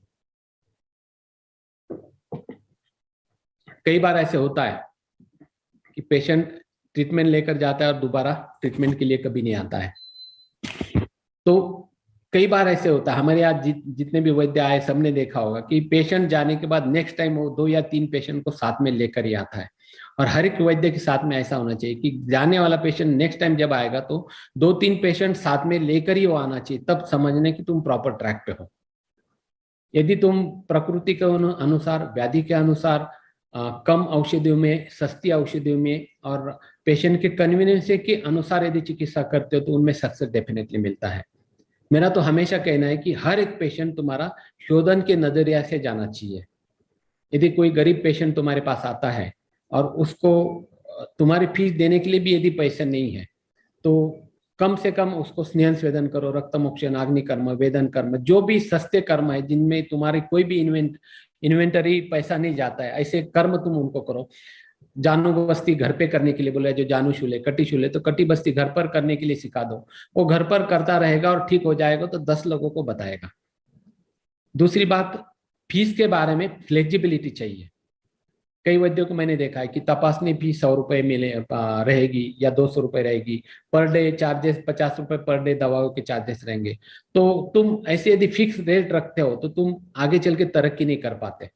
क्योंकि ऐसा होता है कि यदि कोई क्रॉनिक पेशेंट हो या कोई सर्जिकल केस हो जिनको 2-3 लाख लगने वाले हैं और तुम्हारे पास महीने 2 महीने में ठीक हो जाता है, तो 2-3 लाख जहां उसके बच गए, वहां पे तुम 100-200 में कैसे काम चलाओगे? तो फिर हंसते हुए उसके खुशी से उसके जेब से पैसे निकालने का अधिकार तुम्हें है। इसलिए मैं तो आज तक कोई पेशेंट मुझे कहता है तुम्हारी फीस कितनी, मैं कहता हूँ मैं फीस नहीं लेता, मेरे सब दवा के चार्जेस होते हैं। और फिर तुम दवाओं में ये चार्जेस ऐड कर सकते हो और बराबर पैसे, गरीब हो तो उसको कम रेट में कम फीस लगाओ, कम दवा की चार्जेस ले लो। श्रीमंत पेशेंट है, उसको रिजल्ट मिला है, उसके जेब से डबल फीस निकाल लो ताकि ये बैलेंस हो जाए। कई बार ऐसे भी होता है, बीच में एक लेडीज आई, उसको लंबा स्पॉन्डिलोसिस था, उसका कटी बस्ती मैंने करवाया, और फिर एक पुअर लेडी उसके बाद में आ गई जो नौकरानी थी, उसको भी लंबर पेन्स थे, उसका भी कटी बस्ती मैंने करवाया। तो मैंने ये जो थी ये काफी बड़े घर की थी, तो उसका कटी बस्ती का चार्ज 600 लिखा और इसका 400 लिखा। और बाद में पता चला कि वो उसी की नौकरानी थी और वो दोनों साथ में वही उसको लेकर आई थी। और तो फिर फीस के बाद में वो अंदर है, उसने कहा सर फीस में तो आप गड़बड़ी करते हो। मैंने कहा क्या हुआ? उसने कहा मेरे 600 रुपए तुमने कटी बस्ती के लिए और मेरी साथ में जो नौकरानी उसके आपने 400 ही रुपए ले लिए। अब ये तो नहीं कह सकती कि नौकरानी गरीब है इसलिए कम लिए, तुम श्रीमंत है उससे ज्यादा लिए। तो तुरंत माइंड में मेरे विचार है कि मैंने कहा उसको जो तेल इस्तेमाल किया कटी बस्ती को, सादा तिल्ली का तेल इस्तेमाल किया है, और तुमको जो इस्तेमाल किया वो मेडिकेटेड ऑयल है। आपको यदि लगता है तो नेक्स्ट टाइम आपको भी तिल्ली का तेल इस्तेमाल करेंगे, आप भी 400 रुपए दे दो। तुरंत उसने कहा नहीं नहीं सर कोई प्रॉब्लम नहीं, मुझे वही तेल इस्तेमाल करना है। यानी प्रेजेंस ऑफ माइंड तुम में चाहिए। एक ऐसे एक पेशेंट अभी हमारे पास, अब हम 6 दिन की यदि दवा देते तो 600 या 700 रुपए लेते हैं, 15 दिन की देते तो 2100-2200 रुपए लेते हैं, और महीने की दवा देते तो 4000 या 4100 रुपए लेते हैं आज की सिचुएशन में। तो बीच में एक पेशेंट 6 दिन की दवा लेकर गया था, उसके 600-700 रुपए लिए थे। नेक्स्ट टाइम फिर से 6 दिन की लेकर गया, 600 लिए थे। और बाद में थर्ड टाइम उसने कहा कि मुझे 15 दिन की दवा दे दो। और 15 दिन के जब परिचारक ने उसको 2090 रुपए बताए, तो वो तुरंत उसने कहा 600, 600, 1200, ज्यादा से ज्यादा 1400 होनी चाहिए, तुम ज्यादा पैसे ले रहे हो। और मैंने वो सुना, तो मैंने उसको आंखों से खुनाया कि उसको अंदर भेज दे। वो अंदर आया, मैंने कहा क्या हुआ? उसने कहा सर वो ज्यादा फीस ले रहा है, 15 दिन के तो इतने होने चाहिए। मैंने कहा कुछ दवा ऐसी होती है, कुछ भस्म ऐसे होते हैं कि जो 6 दिन की दवा में नहीं डाल सकते। 15 दिन की दवा हो या महीने की हो या 2 महीने की, उसमें वो महंगे भस्म होते हैं, वो हम डालते हैं। यदि आपको नहीं चाहिए तो दवा रहने दो, 6 दिन की अलग से बना के देंगे, उसमें वो स्वर्ण भस्म या मोती भस्म रह रहेगा। तो तुरंत उसने कहा नहीं नहीं सर ऐसा है तो रहने दो सर, कोई बात नहीं। यानी इस प्रकार से उस सिचुएशन को तुम हैंडल कर सकते हो। कई बार एक्यूट केसेस हो, एक्यूट फीवर हो या एक्यूट डायरिया हो या एक्यूट पेन्स हो, ऐसे पेशेंट को एवरी 2 आवर्स या एवरी 3 आवर्सली दवा देनी चाहिए, ताकि उस पेशेंट को कोई कॉम्प्लिकेशन है तो वो तुम उनको कुछ गाइडेंस कर सको, उनको ट्रीट कर सको। नहीं तो वो पेशेंट फिर कॉम्प्लिकेशन आने के बाद मॉडर्न डॉक्टर के पास जाता है और परमानेंटली तुमसे कट हो जाता है। कई बार ऐसे हमारे कुछ हर एक के ब्रांड एम्बेसडर पेशेंट बन जाते हैं, वेल विशर बन जाते हैं। यदि कभी आपको दिखा हो, वेटिंग में आया हो, उसका आवाज आता है, तो जानबूझकर उसको वही बिठा के रखो, दूसरे पेशेंट को पहले लेना है, ताकि वो बैठे बैठे बोलते रहता है मुझे ये प्रॉब्लम था, यहाँ आने के बाद ये ठीक हुआ, ये ठीक हुआ। क्योंकि वो जो बात करेगा वो ज्यादा, उसके ऊपर पेशेंट ज्यादा बिलीव करेंगे, तुम बोलेंगे तो वो बिलीव नहीं करेगा। और लास्ट में उसको लेना। और फिर यदि वो बोलता है कि क्या डॉक्टर मुझे इतना टाइम बिठाया, तो बोलना है अरे तू घर का आदमी इसीलिए मैंने तुझे बिठा दिया। तो उसको भी अच्छा लगता है अरे डॉक्टर ने मुझे घर का कहा है। क्योंकि ये अपने वेल विशर होते हैं, इनको जबरदस्ती बाहर बिठा के रखना है ताकि ये आने वाले पेशेंट के साथ में वो अपनी पॉजिटिविटी बताते रहते हैं। तो इस प्रकार से यदि हम करते हैं तो रिजल्ट ओरिएंटेड प्रैक्टिस हमारी बढ़ती है। नेक्स्ट पॉइंट जो है स्पेशलिटी प्रैक्टिस। यदि आपने मेरे कई व्याख्यान सुने होंगे तो पिछले 8-9 सालों से मैं यही बताते आया हूँ कि आयुर्वेद के अब स्पेशलिटी के दिन आए हैं। क्योंकि हर एक फैकल्टी में आयुर्वेद के दी बेस्ट रिजल्ट है। तो क्यों ना हमारा आयुर्वेदिक गायनेकोलॉजिस्ट बने, क्यों ना हमारा आयुर्वेदिक पेडियाट्रिशियन बने, क्यों ना हमारा आयुर्वेदिक एंडोक्राइनोलॉजिस्ट बने, क्यों ना हमारा आयुर्वेदिक साइकेट्रिस्ट बने, क्यों ना हमारा आयुर्वेदिक का आर्थोपेडिशियन बने, क्यों ना हमारा आयुर्वेदिक गायनेकोलॉजिस्ट बने, क्यों ना हमारा आयुर्वेदिक अभी ये कोरोना के बाद में हम कह सकते हैं क्यों ना हमारा आयुर्वेदिक वायरोलॉजिस्ट बने, क्योंकि हर एक फैकल्टी के दी बेस्ट रिजल्ट है। मैं आप सभी को कहना चाहूंगा कि आप काफी वैद्य अभी प्रैक्टिस में यदि सेट हो चुके हैं तो हर एक वैद्य को पता है कि किस व्याधि में मुझे सबसे ज्यादा सक्सेस मिल रहा है या किस व्याधि के पेशेंट मेरे पास ज्यादा आ रहे हैं और मुझे रिजल्ट मिल रहे हैं। तो ऐसे 2 व्याधि या 2 फैकल्टी पकड़ लेना कि उसके ऊपर तुम ज्यादा हाईलाइट करना है, और कुछ समय के बाद में तुम्हारे बाकी के पेशेंट के साथ साथ ये पेशेंट की संख्या ज्यादा बढ़ जाएगी और इसमें तुम्हारी स्पेशलिटी बन जाएगी, और कुछ दिनों के बाद में तुम आयुर्वेदिक डर्मेटोलॉजिस्ट या आयुर्वेदिक गैस्ट्रोएंटरोलॉजिस्ट के नाम से पहचाने जाओगे। तो 2 प्रकार की फैकल्टी या 2 प्रकार के डिसीज पे मास्टर की करना है। उसका भी कारण मैं मेरा प्रैक्टिकल एक्सपीरियंस बताना चाहूंगा। 2010 तक मेरी 80% गायनेक प्रैक्टिस थी, और उस समय तक 2010 तक मेरी स्पेशलिटी पुंसवद विधि इच्छित संतति पीठ थी। आज भी मैं बड़े प्राउड के साथ कहना चाहता हूँ कि इंडिया के हाईएस्ट केसेस 4,500 केसेस का डाटा मेरे पास था, इनमें 89% सक्सेस रेट था। कुछ कारणवश वो चिकित्सा महाराष्ट्र में प्रॉब्लम हुई इसलिए बंद करनी पड़ी मुझे, और उसके बाद में जितने भी पेशेंट फर्टिलिटी के आते थे, इनफर्टिलिटी के आते थे, उनमें लड़के की ट्रीटमेंट बंद कर दिए, मैसेज जाना शुरू हो गया, और मेरी जो गायनेक 80% से प्रैक्टिस डायरेक्ट 20% पे आ गए। उसी समय जॉइंट स्पाइन के पेशेंट मेरे पास एडमिट शुरू हो गए, और उसके बाद में आज तक 3900 से ज्यादा लंबर स्पॉन्डिलोसिस, सर्वाइकल स्पॉन्डिलोसिस के पेशेंट अपने यहाँ एडमिट होकर सिर्फ 5 दिन में 100% ठीक होके चले गए। आज भी 15 साल पहला वाला पेशेंट आज भी 4-4 किलोमीटर सुबह शाम घूम के आता है, लेकिन उसे दोबारा प्रॉब्लम नहीं आया। यानी एक फैकल्टी मेरी फेल हो गई तो दूसरी फैकल्टी से मुझे इमीडिएट ब्रेक मिल गया। तो इस प्रकार से यदि कोई नए प्रैक्टिशनर है और उनके साथ यदि ऐसा हादसा होता है तो शायद नैराश्य या डिप्रेशन आने के चांसेस है, इसलिए 2 व्याधि पकड़ना है। मैं तो कई नए बच्चों को यही कहते हो कि आज भी तुम किसी साइकेट्रिस्ट के सामने, किसी डर्मेटोलॉजिस्ट के सामने या किसी पेडियाट्रिस्ट के सामने जाके आयुर्वेदिक मनोविकार तज्ञ, आयुर्वेदिक त्वचा विकार तज्ञ, आयुर्वेदिक बाल रोग तज्ञ के बोर्ड लगा के वहां पे प्रैक्टिस शुरू करो। उनके फेल्यूर केस भी आपके पास शुरू होते हैं तो आपको खाने के लिए समय नहीं मिलेगा, ये मैं दावे के साथ आपको कहता हूँ, क्योंकि साइकेट्रिस्ट हो या स्किन डीवीडी में है, आयुर्वेद में दी बेस्ट रिजल्ट है, और उनके फेल्यूर केसेस इतने होते हैं कि ये यदि आयुर्वेद के पास शुरू हो जाते तो तुम्हारी अल्प समय में तुम्हारी माहिर या मास्टर की बन जाती है। इतना भी नहीं, आयुर्वेद के फैकल्टी तो छोड़ो, एक भी डिसीज तुम पकड़ते हो तो वो डिसीज तुम्हारी जिंदगी भी बना सकता है। सेरेब्रल पाल्सी ले लो, मस्कुलर डिस्ट्रॉफी ले लो, या डिलेड माइलस्टोन ले लो, या मल्टीपल स्क्लेरोसिस ले लो, या किडनी फेलियर ले लो, या सोरेसिस ले लो, या पैंक्रेटाइटिस ले लो। आप जानते हो कि देहरादून में मेरे मित्र वैद्य बालेंद्र प्रकाश है जो कि पैंक्रेटाइटिस से अब्जापति बन गए। तो इस प्रकार से तुम भी एक डिसीज की स्पेशलिटी देके आगे चल के प्रैक्टिस कर सकते हो। अब महाराष्ट्र में ऐसा सिचुएशन है कि इतनी सैचुरेशन हुआ है कि यदि कोई आता है उसको टाइम देता है। बीच में मेरे एक फ्रेंड जो कि 10 साल गवर्नमेंट सर्विस में थे बॉम्बे में और प्राइवेट जनरल प्रैक्टिस भी करता था, तो अनफॉर्चुनेटली मैं उसे 2016 में स्वाइन फ्लू हो गया और उसमें वो काफी सीरियस था, ईश्वर के दया से वो बच गया। तो उसके घर वाले जो विदर्भ में, उन्होंने कहा कि अब बॉम्बे में नहीं रहना, तू घर आओ और यहाँ प्रैक्टिस शुरू कर लो। तो फिर वो मुझे मिला और उसने कहा कि सर अब मैं फिर से वहां जाके जीपी नहीं कर पाऊंगा, मुझे आयुर्वेद प्रैक्टिस करनी है। तो मैंने उसको कहा कि अब वहाँ पे ऑलरेडी मेरे 20 पेशेंट वहाँ पे है और 20 वैद्य मेरे स्टूडेंट वहाँ पे प्रैक्टिसिंग है, और तू वापस वहाँ पे जाएंगा और 50-60 है, तो उनमें तुझे स्ट्रगल करना पड़ेगा, वेटिंग जाएगा। उसके बजाय तुझे जो अच्छा सब्जेक्ट लगता है उसके ऊपर तू स्पेशलिटी बना और उस स्पेशलिस्ट बन के तू वहाँ पे लॉन्च हो जाए। तो उसने कहा सर मुझे जॉइंट स्पाइन पे ज्यादा इंटरेस्ट है, डेली वो पेशेंट हमारे पास भी बहुत रहते थे। मैंने कहा इन्हीं पेशेंट पे तू फोकस कर। 1.5-2 महीने वो रहा और उसमें वो काफी एक्सपर्ट हो गया, जितने भी क्वेरीज थे उसके वो सब सॉल्व कर दी, और उसका ओपनिंग मैंने ही किया था और उसने जॉइंट स्पाइन क्लिनिक वहां पे शुरू किया। शुरुआत से ही 4-5 पेशेंट शुरू हो गए उसके स्पेशलिटी, और बाकी के डॉक्टर भी रेफर करने लगे। आज वो वहाँ पे जॉइंट स्पाइन स्पेशलिस्ट करके जाना जाता है। आगे चल के उसने स्पोर्ट्स में भी, फिजियो में भी मास्टर की ले ली है, और एक आयुर्वेदिक फिजियो करके भी वो अच्छा काम कर रहा है। तो इस प्रकार से तुम्हारी लाइफ बना सकते हो। नेक्स्ट।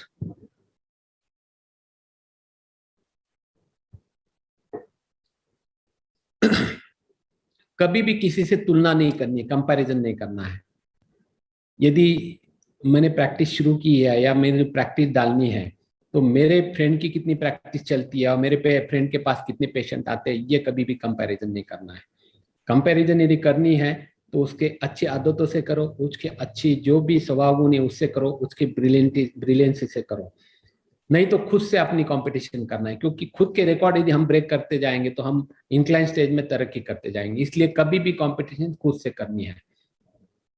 आपने जस्ट टोक्यो ओलंपिक देखा होगा, इंडिया को अकेला इकलौता जो गोल्ड मेडल नीरज चोपड़ा ने दिया है, उसने जैवलिन थ्रो में वर्ल्ड रिकॉर्ड किया है। यदि किसी ने आप वो वीडियो क्लिप देखी होगी तो आपने देखा होगा कि वो थ्रो करता है और थ्रो के बाद में वो वहां देखता भी नहीं, तुरंत टर्न होके हाथ ऊपर करते हुए वो उसकी जर्सी पहनने के लिए चला जाता है, जबकि उसके 2 अटेम्प्ट बचे हुए रहते हैं। लेकिन वो कॉन्फिडेंट था कि मेरा ये थ्रो हाईएस्ट होगा और वो उससे आगे कोई नहीं जा पाएगा और वो भी खुद नहीं फेंक पाएगा। तो तुरंत उसने आगे के अटेम्प्ट भी नहीं किया और वो गोल्ड मेडल लेके चला गया, क्योंकि उसने कंपटीशन उसके खुद से रिकॉर्ड से की थी, ना कि बल्कि बाकी जितने भी कॉम्पिटिटर थे उनको 2-2, 3-3 ओलंपिक का एक्सपीरियंस था, जबकि इसे कुछ भी नहीं था। एक इंटरव्यू में उन्होंने कहा था कि ये नया बच्चा है, ये हमारे लिस्ट में भी नहीं है। उसने उनके तरफ ध्यान नहीं दिया, वो खुद पे उसने कॉन्सेंट्रेशन किया और वो गोल्ड मेडल उसने इंडिया को जिता के दे दिया। तो इस प्रकार से उसका कुर्ता मेरे कुर्ते से सफेद क्यों, ये कभी भी नहीं करना है। हमेशा एक याद रखो, यदि किसी की प्रैक्टिस शुरुआत में चलती है और मेरी नहीं चलती तो मेरी क्यों नहीं चल रही, इसके ऊपर मुझे आत्म परीक्षण करना है और उसके हिसाब से कोशिश करनी है और आगे जाना है। और एक हमेशा याद रखना है कि समय से पहले और नसीब से ज्यादा किसी को कुछ नहीं मिलता है। यदि मेरे समय में मेरे नसीब में 5 साल के बाद में प्रोग्रेस लिखी है तो 5 साल के बाद में होने वाली है, और मेरे नसीब में यदि उम्र के 40 साल के बाद में मिलना लिखा है तो उसके बाद में ही मिलेगा। ऐसे कई उदाहरण मैंने देखे हैं। इसलिए कोशिश करते रहना है। ऐसे नहीं कि मेरे नसीब में राजयोग लिखा है और मैं सोता रहूंगा और अपने आप राजा बन जाऊंगा, ऐसा भी नहीं होगा। उसके लिए कोशिश करना जरूरी है। इसलिए समय से पहले और नसीब से ज्यादा किसी को कुछ नहीं मिलता। Never compare anybody. बाद में आता है काफी आजकल के नए वैद्य तुरंत इंस्पायर भी हो जाते हैं, तुरंत डिप्रेस भी हो जाते हैं। कई बार कुछ वैद्य मिलते हैं कि सर आर्थराइटिस में रिजल्ट ही नहीं मिलते हैं। व्यक्ति जितनी व्यक्ति होती है उतनी प्रकृति होती है, इसमें आप भी सहमत हो। यदि कोई पेशेंट को, संधिवात के पेशेंट को मैंने जो दवा दी वही दवा दूसरे संधिवात के पेशेंट को उतना ही काम करेगी, असरदार होगी, ऐसा नहीं होता है। और उस समय फिर तुरंत हम डिप्रेस हो जाते हैं और कहते हैं यार आर्थराइटिस में रिजल्ट नहीं मिलते हैं। तो उससे कभी भी डिप्रेस नहीं होना है। फिर उस समय दूसरे क्या उपचार करना है, फिर दूसरे कुछ कर्म करने हैं क्या, या सीनियर जितने भी हम लोगों जैसे सीनियर है, कभी भी आप फोन करो, हम बताने के लिए तैयार है। प्रभा के जितने भी वैद्य है वो ओपन हार्टेड है, कभी भी ज्ञान छिपाते नहीं, क्योंकि हमारे परम पूज्य नाना जी की यही सीख थी कि ज्ञान बांटने से बढ़ता है। इसलिए ज्ञान बांटते चलो, ज्ञान बढ़ता जाएगा, ये उनकी सीक्वेंस थी। तो सब बताने के लिए तैयार होते हैं। तो कभी भी डिप्रेस नहीं होना है। मुझे याद है जब मैंने प्रैक्टिस शुरू की तो शुरुआत में हम डायरी लिखते थे, आज कितने पेशेंट हो गए, कितना कलेक्शन हुआ, कितना खर्चा हुआ। और 6 दिन के बाद शाम को जब देखते यार ये नहीं आया, ये नहीं आया, ये नहीं आया, तो डिप्रेशन आ जाता, तेरे यार ये 3 गए, उनको फायदा नहीं हुआ होगा। तो उस समय मोबाइल नहीं थे, ट्रंक बुकिंग रहता था, गाइडेंस करने के लिए कोई भी वैद्य नहीं होते थे। इसीलिए फिर से तुमको भाग्यवान कहता हूँ कि तुमको हजारों वैद्य बैठे। आज तो इस महीने में तो 30 वैद्य, बड़े बड़े वैद्य आपको मिलने आ रहे हैं, तो सब बताने के लिए तैयार होते हैं। तो उस समय कोई नहीं रहता था, तो काफी डिप्रेशन आता था। उस समय पुणे के एक सीनियर वैद्य थे, माघ शिंदे, जो दंत वैद्य फेमस थे, कोपरगांव में उन्होंने शिविर रखा था। तो एक वैद्य हमारे गांव में आए, इसलिए मैं उनको मिलने गया, उनको नमस्कार किया और शाम को घर पर खाने के लिए न्योता दिया। खाने के बाद में हम चर्चा कर रहे थे, तो वो भी छोटे छोटे नुस्खे काफी बताते हैं। उनको मैंने कहा सर कई बार सक्सेस ही नहीं मिलता, काफी डिप्रेशन आता है। उन्होंने कहा कितने पेशेंट होते हैं, मैंने कहा होते 8-10। तो उन्होंने कहा उनमें से कितने पेशेंट को तुम्हारे रिजल्ट मिलते हैं, मैंने कहा 70-80% तो रिजल्ट मिलते हैं। वो तुरंत उठे और उन्होंने मेरे पैर छुए। मैं एकदम शॉक हो, मैंने कहा सर ये क्या कर रहे हैं? बोले अरे तू तो साक्षात धन्वंतरी है। मैंने कहा ऐसा क्यों? अरे बोले मैं इतने साल से बैठा हूँ, 30% से ज्यादा पेशेंट में कभी भी मैं रिजल्ट नहीं दे पाया, तू यदि 70-80% रिजल्ट दे रहा है तो तू साक्षात धन्वंतरी है। तो उन्होंने कहा कि जिनको रिजल्ट नहीं मिलते उनका नसीब हम कभी नहीं बदल सकते, उनके पूर्व कर्म जो होते हैं उनके कर्म चेंज करने वाले कोई हम भगवान नहीं है। और उसके बाद में मुझे ये रियलाइज हुआ कि 3-4 साल के बाद में जो पेशेंट उस समय नहीं आते थे, वो आने के बाद कहते थे हम 2-3 साल पहले आए थे। मैंने पूछा फिर क्यों नहीं आए, उन्होंने कहा उसी से हम ठीक हुए थे। फिर एक ठीक का होने वाला बेड मिला, 3 मिले, 4 मिले, 10 मिले, 100 मिले, उसके बाद में वो पॉजिटिविटी आती गई। अरे जो नहीं आता है उसको 100% फर्क पड़ा, इसलिए नहीं आया। कई ऐसे मिले कि तुम्हारी दवा से थोड़ा सा अच्छा लगा था, लेकिन हमने सोचा एलोपैथ लेके फिर परमानेंट ठीक हो जाए, जल्दी ठीक हो जाएंगे, लेकिन 1-2 साल लिए कुछ फायदा नहीं और फिर से आपके पास आना पड़ा। तो हमेशा ये याद रखो कि पृथ्वी ये गोल होती है, घूम फिर के हम वही आते। जो भी पेशेंट तुमको छोड़ के जाएंगे कुछ दिन के बाद घूम के फिर से तुम्हारे नसीब में है तो तुम्हारे पास ही आने वाले हैं। इसलिए डिप्रेस नहीं होना है। कुछ भी अड़चन आई कभी भी आधे रात को फोन करो, हम लोग तैयार बैठे हैं। नेक्स्ट का पॉइंट जो है वो इन्वेस्टमेंट। आपको पता है कि आगे का जमाना जो है कंपटीशन का जमाना है और पैसे का ज्यादा इंपॉर्टेंस दिन ब दिन बढ़ते जा रहा है, तो पैसे का जमाना है। वैसे हालांकि कोरोना ने हमें पैसे का इंपॉर्टेंस बता दिया है, फिर भी पैसा सबको चाहिए। तो हमारी जो मेहनत होती है, मेहनत की कमाई होती है, तो ये जो पैसा आता है उसका एंजॉय भी करना है और हर बार कुछ ना कुछ परसेंट में सेविंग करते जाना है, क्योंकि ये मेहनत की कमाई होती है। मुझे शायद वो अकल नहीं थी या बताने वाला कोई नहीं था, इसलिए या पैसे का इम्पोर्टेंस मुझे अट्रैक्शन भी और इम्पोर्टेंस भी पहले से नहीं है, इसलिए करोड़पति होने में मुझे 25 साल लगे। और आज भी मैं करोड़ों में कमाता हूँ, लेकिन 2-2.5 करोड़ तो मैंने ऐसे ही दोस्तों में बांट दिए जबकि रिटर्न नहीं आने वाले। तो आप वैसे नहीं करना है, पैसे जितने भी आते हैं वो संभाल के रखने हैं और वो जो पैसे आते हैं उसको इन्वेस्ट करते जाना है। मैं नए स्टूडेंट के देखता हूँ, वो तुरंत उनका एक ही रहता है कि सर मुझे कार लेनी, कौन सी कार ले लूं, जबकि वो किराए के दवाखाने में रहता है। तो सबसे पहले प्रैक्टिस चलने लगी, फर्स्ट एम अपना ये रखना है कि मेरा खुद की जगह, खुद का क्लिनिक या खुद का हॉस्पिटल चाहिए। सेकंड थिंग, यदि खुद का घर नहीं है तो खुद का घर चाहिए। और थर्ड में यदि घर में कार नहीं है तो फिर कार लेनी है, वो भी बाकी के ईएमआई जाके यदि कुछ बचता है तो कार लेनी है। और उनमें से कुछ हर महीने मुझे बचाना है, जो कि मैं फिक्स सेविंग में डालूं या फिक्स गोल्ड उससे ले लूं या एसआईपी या शेयर्स में इन्वेस्ट करूं या रियल एस्टेट के लिए जमा करके रियल एस्टेट में कई छोटा सा प्लॉट ले लूं, इसमें इन्वेस्ट करने के लिए रखने हैं। एलआईसी है, म्यूचुअल फंड है या मेडिक्लेम है, जो कि भविष्य में इमरजेंसी में हमें काम आ सके, ये रखना है। और सबको हाथ जोड़ के एक विनती है कि अपने प्रैक्टिस का 10% हिस्सा ये धन्वंतरी भाग के हिसाब से निकालना है, जो कि आयुर्वेद प्रचार प्रसार कार्य के लिए तुमको खर्च करना है। क्योंकि जिस शास्त्र से हम आगे बढ़ने वाले, जिस शास्त्र से हमारी आइडेंटिटी बनने वाली है, उस शास्त्र के प्रचार प्रसार का करने का काम, ये कर्तव्य हमारा भी होता है। तो कुछ हिस्सा उसके लिए भी रखना है। और एक हमेशा ध्यान में रखना है कि पैसे के पीछे नहीं भागना है, पैसा हमारे पीछे आना चाहिए। इसके लिए मैं 4 पी के ऊपर स्पेशली बोलना चाहूंगा। फर्स्ट पी है पैसा। पैसे के पीछे नहीं भागना है, पैसे हमारे पीछे आना चाहिए। और पैसा यानी फीस। आजकल मैं देखता हूँ कि कई जगह पे बहते हुए गंगा में हाथ धोने के लिए सब अभी आयुर्वेद के लिए छलांग मार रहे हैं। तो फीस एकदम न पटने वाली फीस, ज्यादा फीस नहीं लेना है। किसी को गरीब है कम फीस ले लो, अच्छा खासा है, सेटिस्फाई है तो फीस लेना है, लेकिन मन को जचे इस प्रकार से। कोई दुख से पैसे देता है, ये पैसे हमें नहीं चाहिए, क्योंकि हम आयुर्वेदालय ऐसे कि लोगों को धीरज दे के हम पैसे कमाते हैं, ना कि डरा धमका के। इसलिए हम आज भी मरेंगे तो स्वर्ग में हमारी जगह फिक्स ही है, हर एक वैद्य को लगना चाहिए। इसलिए अनवांटेड या ज्यादा फीस नहीं लेना है। क्योंकि मैं एक उदाहरण बताना चाहूंगा, 2010 में शायद 3 इडियट कब रिलीज हुई आपको पता है ज्यादा, तो पुणे में हम गए थे और एक मल्टीप्लेक्स में रात को 10 बजे 3 इडियट फिल्म देखने गए। तो पहले शो खत्म नहीं हुआ था, इसलिए हम बाहर वेटिंग में थे। भीड़ में एक ने मेरे तरफ देख के स्माइल दिया, मैंने भी स्माइल दिया। अभी होता है कई लोग पहचानते हैं लेकिन हम उनको पहचान नहीं पाते, तो वो मेरे पास आया, वो बोलने लगा आपको मैंने कहीं तो भी देखा है, कहीं तो भी देखा है। तो मैंने कहा कि मैं डॉक्टर अवार्ड हूँ, कोपरगांव में मेरा पंचकर्म हॉस्पिटल है। जैसे उसने वो पंचकर्म शब्द सुना, वो एकदम पैनिक हो गया। वायलेंट हो गया और उसने कहा "ये फालतू रहता है पंचकर्म, कुछ नहीं होता है, फालतू तुम पैसे लूटते हो ऐसा वैसा", और बड़े आवाज में सब लोग देखने लगे। तो तुरंत मैंने कहा कूल डाउन, आपका प्रॉब्लम क्या है ये पहले मुझे बताओ।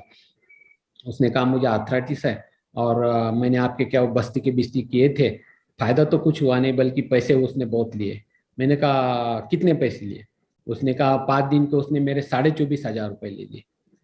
तो मैंने उसको एक ही कहा कि वो तो डॉक्टर पागल है लेकिन तू महापागल हो, क्योंकि उसको पूछना चाहिए ना, तू बस्ती सोने के पानी के दे रहे हो या चांदी के पानी के दे रहे हो, क्योंकि बस्ती के तो कभी इतने चार्जेस होते नहीं है और ना ही तुझे फायदा हुआ तो पूछना चाहिए ना उस वैद्य को कि फायदा नहीं हुआ तो इतने चार्जेस कैसे। मैंने उसको काट दिया और उसको कहा कोपरगांव आ जाओ, एक ही बस्ती दूंगा, उसके चार्ज में मैंने लूंगा, यदि फर्क नहीं होता है ना तो दुगने पैसे में तुमको दूंगा। तो कहने का मतलब ये होता है कि अनबिलीवेबल प्राइस या पैसे किसी से नहीं लेने, जो भी लेने खुशी से कमाने, जो कि हमको रात को सुकून से नींद दे सके। दूसरा भी है, वो है फोन। मैं आजकल के जितने भी बच्चों को कभी जरूरत पड़ी फोन करता हो तो फोन उठाते नहीं और बाद में फोन आता है सर सॉरी वो साइलेंट मोड पे था, सर मैं बाहर गया था देखा नहीं था। तो आप सबको रिक्वेस्ट है कि हमारी पेशा जो है, वैद्य का पेशा जो है, डॉक्टर का पेशा जो है, ये सेवा का पेशा है। यदि कभी कोई पेशेंट को कॉम्प्लिकेशन होता है, कोई प्रॉब्लम आता है और तुम उस समय यदि फोन स्विच ऑफ रखते हो, फ्लाइट मोड पे रखते हो या फोन नहीं उठाते हो, तो वो पेशेंट दूसरे डॉक्टर के, मॉडर्न डॉक्टर के पास जाता है और दोबारा तुम्हारे पास नहीं आता है। क्योंकि एक एक पेशेंट करके हमको पेशेंट की लाइन बढ़ानी है, ना कि कम करनी है। इसलिए रिटायर होने तक कभी भी रात को फोन बंद नहीं करना है। मेरा फोन कभी भी आपको बिजी आएगा लेकिन स्विच ऑफ कभी नहीं आएगा। हाँ, आजकल शाम को 7 से 8 अभी मैं बात कर रहा हूँ, फोन मिसेस के पास दिया है, लेकिन कभी कभी बैटरी डिस्चार्ज होती है तो आधा एक घंटा स्विच ऑफ आ सकता है, लेकिन ज्यादा फोन रहते तो बिजी हमेशा आएगा, इसलिए फोन कभी भी बंद नहीं रखना है। थर्ड जो आएगा, पी जो है थर्ड, वो तुम्हारा प्रेजेंट ही तुम्हारी, यानी कई वैद्य ऐसे मैंने देखे, फोन किया या कहीं उस गांव में गए उनको मिलने गए तो बाहर गया, फोन करने के बाद पता चलता है कि सर मैं एक जगह पे आया था। उस जिस चेयर पे तुम बैठते हो उस कुर्सी का मान रखना सीखो, उसकी इज्जत रखना सीखो। तुम्हारा टाइमिंग 10 से 1 है, 10 से 1 बजे पेशेंट हो ना हो तुम कुर्सी पे होने चाहिए, क्योंकि कोई एक आध पेशेंट आता है और तुम नहीं होते तो वो भी दोबारा आता हो करके चला जाता है और उसके नसीब में जहां लिखा हुआ वो ट्रीटमेंट ले लेता है, यानी तुम्हारा पेशेंट चला गया। तो इसलिए कभी भी वहां पे अपनी टाइमिंग में हाजिर रहना है, प्रेजेंट रहना है। और चौथा पी जो है वो तुम्हारा प्रेजेंटेशन, तुम्हारा बोलने का ढंग।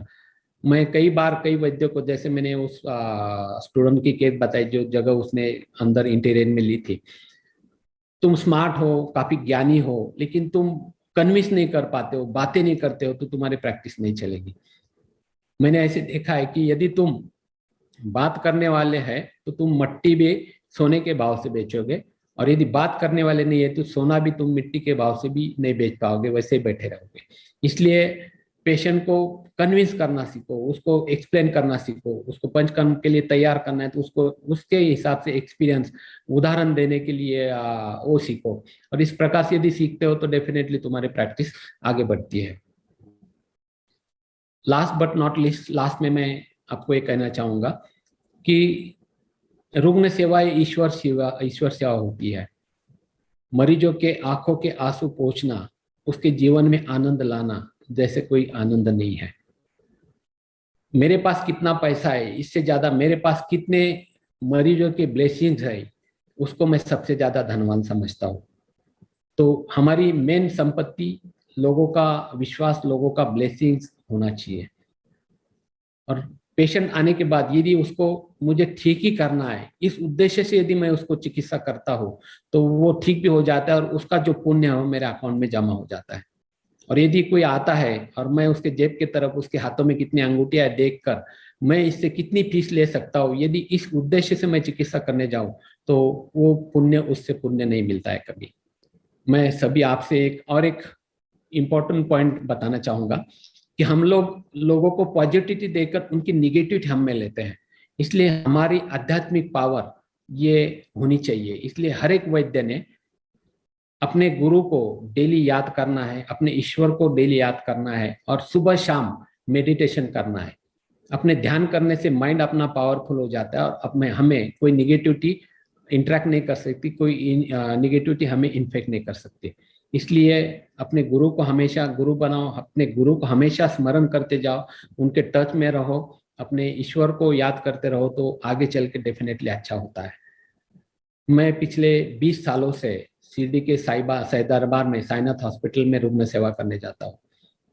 आप भी, आपके यहाँ कोई भी कभी बड़ा मंदिर हो या गुरुद्वारा हो, मस्जिद हो, कहीं भी आप चर्च हो, वहां जाकर एक दिन 2 घंटे हो, आधा दिन हो या पूरा दिन हो, मुफ्त रुग्ण सेवा करने हेतु जाओ, लेकिन निस्वार्थ सेवा के उद्देश्य से जाना। ये नहीं कि मैं वहां जाऊंगा फिर वहां से पेशेंट को पंचकर्म के लिए मेरे यहाँ बुलाऊंगा, इस स्वार्थ से जाओगे तरक्की नहीं होगी।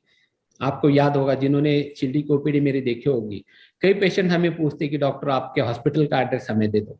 मैं कभी भी उनको मेरा एड्रेस नहीं देता हूँ। मैं यही कहता हूँ कि इसका अर्थ ये होता है कि मैंने आपको यहाँ पे ठीक से ट्रीट नहीं किया।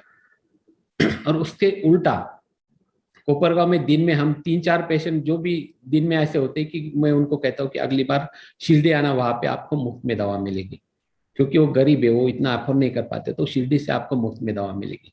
तो बाबा ने मुझे कई गुना, कई 300-400 टाइम से भी ज्यादा गुना मुझे दिया है। तो आप इसी उद्देश्य से, इसी निस्वार्थ भाव से यदि सेवा करोगे तो डेफिनेटली आयुर्वेद का नाम होगा। जब आयुर्वेद का नाम आता है तब तुम्हारा नाम सामने आएगा, और तुम्हारा नाम यदि आता है तो नेम, फेम, यश, कीर्ति सब आपको मिलेगा। तो इस प्रकार से हमारी आयुर्वेद की ये जर्नी जिन्होंने शुरू की है, जो अभी नए शुरू करने वाले हैं, उन सबको मैं यही कहूँगा कि यदि हम किसी ध्येय के साथ चलते हैं, किसी संकल्प के साथ चलते हैं, तो डेफिनेटली हमारी संकल्प पूर्ति होती है, हमारा सक्सेस हमें मिलता है। किसी ने बड़ा अच्छा कहा है कि यदि मांगना है तो मांगने में कटुता क्यों, यदि कुछ बड़ा ख्वाब देखना है तो बड़े ख्वाब देखने में डर क्यों। यदि हम बड़ा ख्वाब देखते हैं तो उस ख्वाब देखने के हिसाब से कम हम घर से बाहर तो आ सकते हैं। ड्रीम के बारे में हमारे एक्स प्रेसिडेंट, भारत रत्न जो अब्दुल कलाम जी साहब थे, डॉक्टर साहब थे, उन्होंने ड्रीम के बारे में काफी अच्छा कहा है कि dream is that which we have seen in which not we have seen in sleep, but dream is that which does not allow you to sleep. यानी वो ख्वाब ये होता है कि जो हमें कभी सोने ना दे। तो इस प्रकार से ख्वाब यदि हम देखते हैं तो डेफिनेटली तरक्की हो जाएगी। उनमें से कई ऐसे वैद्य हो गए कि जिनमें अपनी जिंदगी में, अपने प्रैक्टिस में कुछ सेटबैक बैठे हो, या कुछ इंसिडेंट्स हुआ हो, कुछ व्यापद हुए हो, कुछ कॉम्प्लिकेशन हुए हो, उनमें से वो डिप्रेस रहते हो गए। तो उनको मैं अपने जो अमिताभ बच्चन जी है या वीना वर्ल्ड की वीना पाटिल है, उनका उदाहरण देना चाहूंगा। इन लोगों का यदि आप उदाहरण देखते हो, बच्चन भी एक दिन फिर से दिवालखोरी में आए थे, एपीसीएल कंपनी में इतने लॉस में गए, तो कई अब्जों रुपए का उनके ऊपर लोन था। आज भी उस उम्र में वो सेकंड इनिंग में इतने सक्सेस हुए कि कई अब जाओ दी रोजाना वो कमाते हैं। वीना पाटिल का भी वही था, उसको तो फिर से इस लॉकडाउन से सेटबैक बैठा है, लेकिन फिर से वो उभर के आएगी। तो हम भी उस प्रकार से आगे आ सकते हैं। इसलिए इसके लिए आपको ढेर सारी शुभकामनाएं मैं देता हूँ, और आप सभी के बारे में इतना ही कहूंगा कि परिंदों को नहीं दी जाती तालीम उड़ानों की, वह खुद तय कर लेता मंजिल आसमानों की, रखता है हौसला जो आसमान छूने का, उसे नहीं होती परवाह गिर जाने की। तो इसी के साथ मैं फिर से आयोजकों को मनपूर्वक धन्यवाद देता हूँ, आप सभी को साधुवाद देता हूँ कि इतने व्यस्त समय में भी आप जुड़े रहे हैं। आपको फिर से एक बार मैं कहूंगा कि ये जितने भी पॉइंट्स मैंने कहे हैं, ये पॉइंट्स लिख कर रखो, पीपीटी प्रेजेंटेशन भी आपको मिल जाएगा, और इसका इम्प्लीमेंटेशन इस महीने में जितना भी ज्ञान अर्जित आप करोगे उसको इसके साथ में यदि आप अप्लाई करोगे तो डेफिनेटली आपको फायदा होगा। और इसके बारे में जितने भी क्वेश्चंस है ये आज आप पूछ सकते हो, और इस 30 दिनों में जितने भी क्वेश्चंस आपको रहेंगे, आखिरी दिन में, शुरुआत में मैं हूँ और एंड में भी आपको मिलने वाला हूँ, आखिरी दिन में भी से मैं आपको मुलाकात करने आ रहा हूँ। और उस समय आपके जितने भी क्वेश्चंस है वो आप पहले भी आयोजकों को यदि बता देते हैं या उस समय पूछते हो तो उसके बारे में हम चर्चा करेंगे। वो भी इंटरैक्टिव सेशन 2-3 घंटे तक चल सकता है, क्योंकि इसके पहले 3 बार ऐसे हुआ है कि 2-2, 3-3 घंटे तक चला, फिर भी वो कंटिन्यू चलता रहा। उस प्रकार से वो होगा। इसलिए आपको आगे के इस 1 मंथ के ड्रीमफुल जर्नी के लिए ढेर सारी शुभकामनाएं, और इसी के साथ मैं मेरे वाणी को विराम देता हूं। धन्यवाद। जय हिंद, जय आयुर्वेद।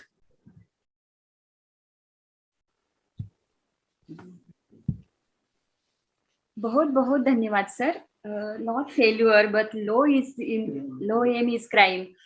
तो यही आपने बताया है। आपने शुरुआत की है ये हमारे सेशन की। तो जैसे ये आपने शुरू की है तो इसकी यश की तो खात्री है ही, ये यशस्वी ही होगा आगे जाके।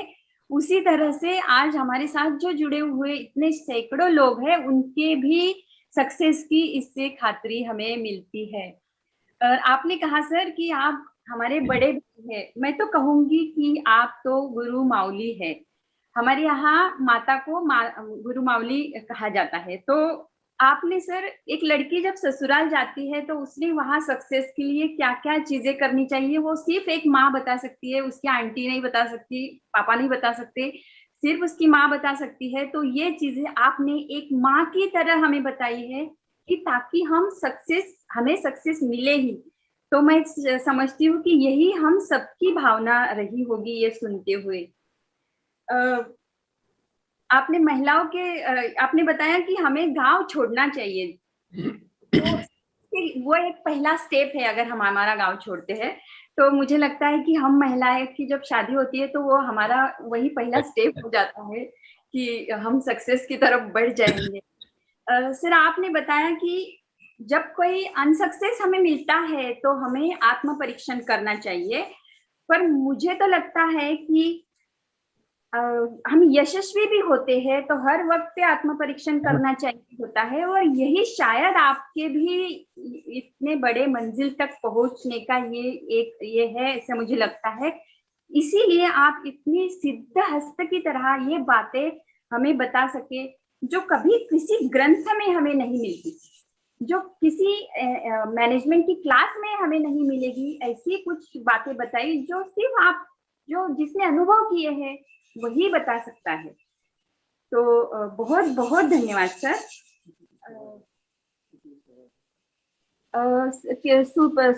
सुरमया, किसी के सवाल है क्या? मेरे पास कोई नहीं था शायद। जी मैम, एक्चुअली इतना इलैबोरेट सर का प्रेजेंटेशन था और इतने कम समय में इतने सारे एक्सपीरियंसेस सुनने मिलेंगे, मैं तो इतना एक्सपेक्टेशन नहीं था। लेकिन मैं तो बहुत उल्लासित हूँ एक्चुअली। तो प्रश्न तो अभी कोई नहीं है, और अगर किसी के प्रश्न होते हैं तो हम उन्हें व्हाट्सएप ग्रुप पे, या जब भी सर हमें आगे मिलेंगे, जब भी हमारे समक्ष आएंगे, तो हम उनसे जरूर ये प्रश्न पूछेंगे। तो आज का सेशन मैम हम यहाँ पर एंड कर सकते हैं। मैं भी जी मैम, एक मिनट सर, एक सवाल था। हाँ मैम, ओके। सर, आप सुन रहे हैं? हाँ, सुन रहा हूँ। गुरुवर्य गोप्ते नाना कहा करते थे कि आयुर्वेद चिकित्सा करने के लिए हमें निदान भी, डायग्नोसिस भी आयुर्वेद की तरह ही करना है। बराबर है। इस बारे में आप क्या कहेंगे कि हमें मॉडर्न की कितनी पढ़ाई करनी चाहिए, हमें उस तरफ कितना ध्यान देना चाहिए? मैं हर एक वैद्य को हमेशा कहते रहता हूँ कि मॉडर्न का नॉलेज हर एक वैद्य को होना जरूरी है। क्योंकि कहाँ पे हम मॉडर्न दवा तुरंत बंद करनी है, कहाँ पे टैपरिंग में जाना है, ये ज्ञान होना जरूरी है।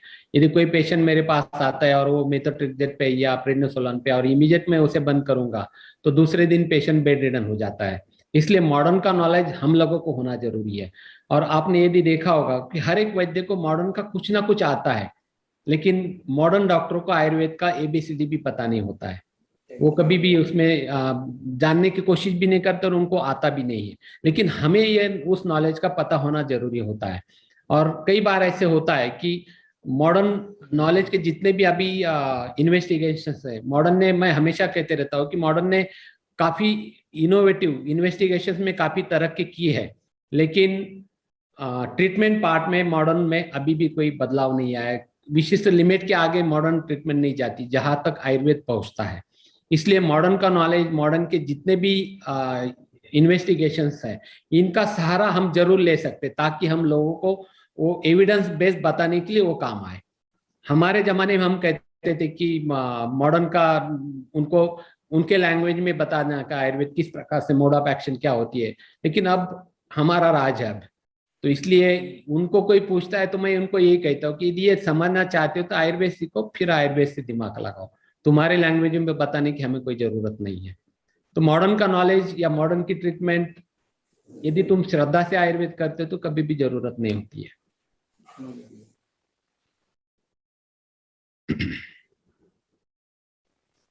सर इतने बिजी शेड्यूल में, क्योंकि हम जब आयुर्वेद प्रैक्टिस करते हैं तो वक्त हमारा क्लिनिक में बहुत जाता है, तो आप अपने फैमिली के लिए कैसे टाइम निकाल पाते हैं, ये कैसे मैनेज करते हैं, ये बताइए। नहीं, ये तो काफी डिफिकल्ट है। वैसे भी अभी सुबह उठने के बाद खुद के लिए थोड़ा सा वॉकिंग करना, मेडिटेशन, प्राणायाम, वो सब करने के बाद में पेशेंट के फोन दिन में वर्किंग आवर में सब फोन स्टूडेंट लेते हैं, तो घर आने के बाद में फोन, अभी मेरा फोन अंदर वो परेशान हुई होगी क्योंकि 9 के बाद में सब फोन चालू होते, करीबन 40-50 फोन तो 11 बजे तक आते ही आते हैं।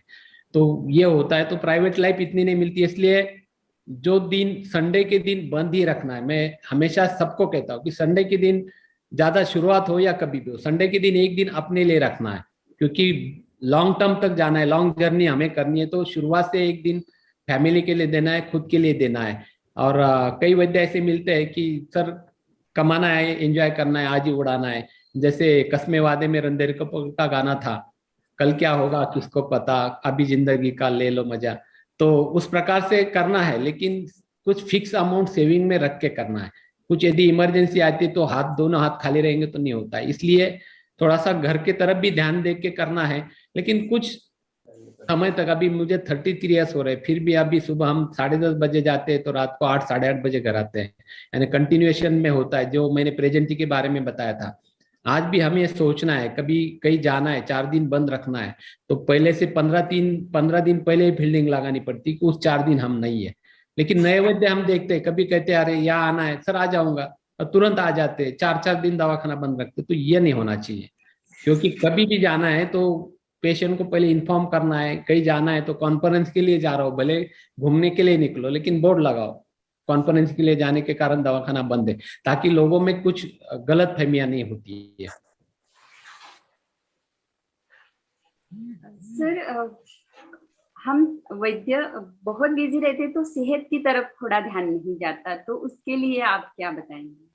नहीं, हर एक वैद्य ने, क्या होता है शुरुआत में यंग ब्लड होता है, सबको ये ऐसे लगता है कि मुझे कुछ नहीं होगा, मुझे कुछ नहीं होगा, लेकिन कब किसी को क्या होगा ये किसको पता नहीं है। तो इसलिए हेल्थ इज वेल्थ, ये सबसे इम्पोर्टेंट है। पैसे के साथ साथ में हेल्थ को भी मेंटेन करें, ताकि लॉन्ग टर्म तक हम जा पाए। यानी आज आई एम 59 रनिंग नाउ, लेकिन बाकी कोई प्रॉब्लम नहीं है। ये जब तक है तब तक हम जाते रहेंगे, नहीं तो फिर 40 में ही ब्लड प्रेशर शुरू हुआ, डायबिटीज शुरू हुआ, फिर कभी आर्थराइटिस हो गया, लंबर स्पॉन्डिलोसिस हो गया, और फिर एक एक रहते तो तुम लॉन्ग टर्म तक नहीं जा पाते। यदि लोगों को लगना चाहिए यार तुझे देख के तू सही आयुर्वेदाचार्य लगना चाहिए, यानी तुम आयुर्वेद का रहस्य बोलना चाहिए लोगों ने। आज भी लोग बोलते हैं यार आप लगते नहीं इतना है, तो मैं यही बोलता कि आयुर्वेद का राज है, आयुर्वेद ही जीता हुआ, आयुर्वेद ही खाता हुआ, आयुर्वेद ही प्रैक्टिस करता हूँ।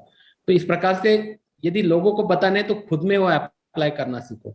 लोगों को तुम बोलते हो वक्त पे खाना है, वक्त पे सोना है, मॉर्निंग वॉक करना है, सुबह प्राणायाम करना है, मेडिटेशन करना है, और खुद कुछ नहीं करते हो, उठते 9 बजे हो, दौड़ते धोपते 10:30 बजे क्लिनिक में जाते हो, तो ऐसा नहीं चलेगा। लोगों को बताना है तो खुद से शुरुआत करो। नाना हमेशा कहते थे कि पंचकर्म करना है, बस्ती दूसरे पे करना है, खुद पहले बस्ती लेके देख और फिर लोगों को दे। यानी जो भी कर्म है खुद पे करो, जो भी उपदेश हम लोगों को करते हैं खुद से शुरुआत करो, तो फायदा होता है। सर इतने बिजी इसमें आप लिखने के लिए कैसे वक्त निकाल पाते हैं? नहीं, ये तो अभी दिमाग में इतने भरा हुआ है, कभी लिखने को टाइम मिला तो 2-3 बुक तो और बन जाएंगे, इतने एक्सपीरियंस है।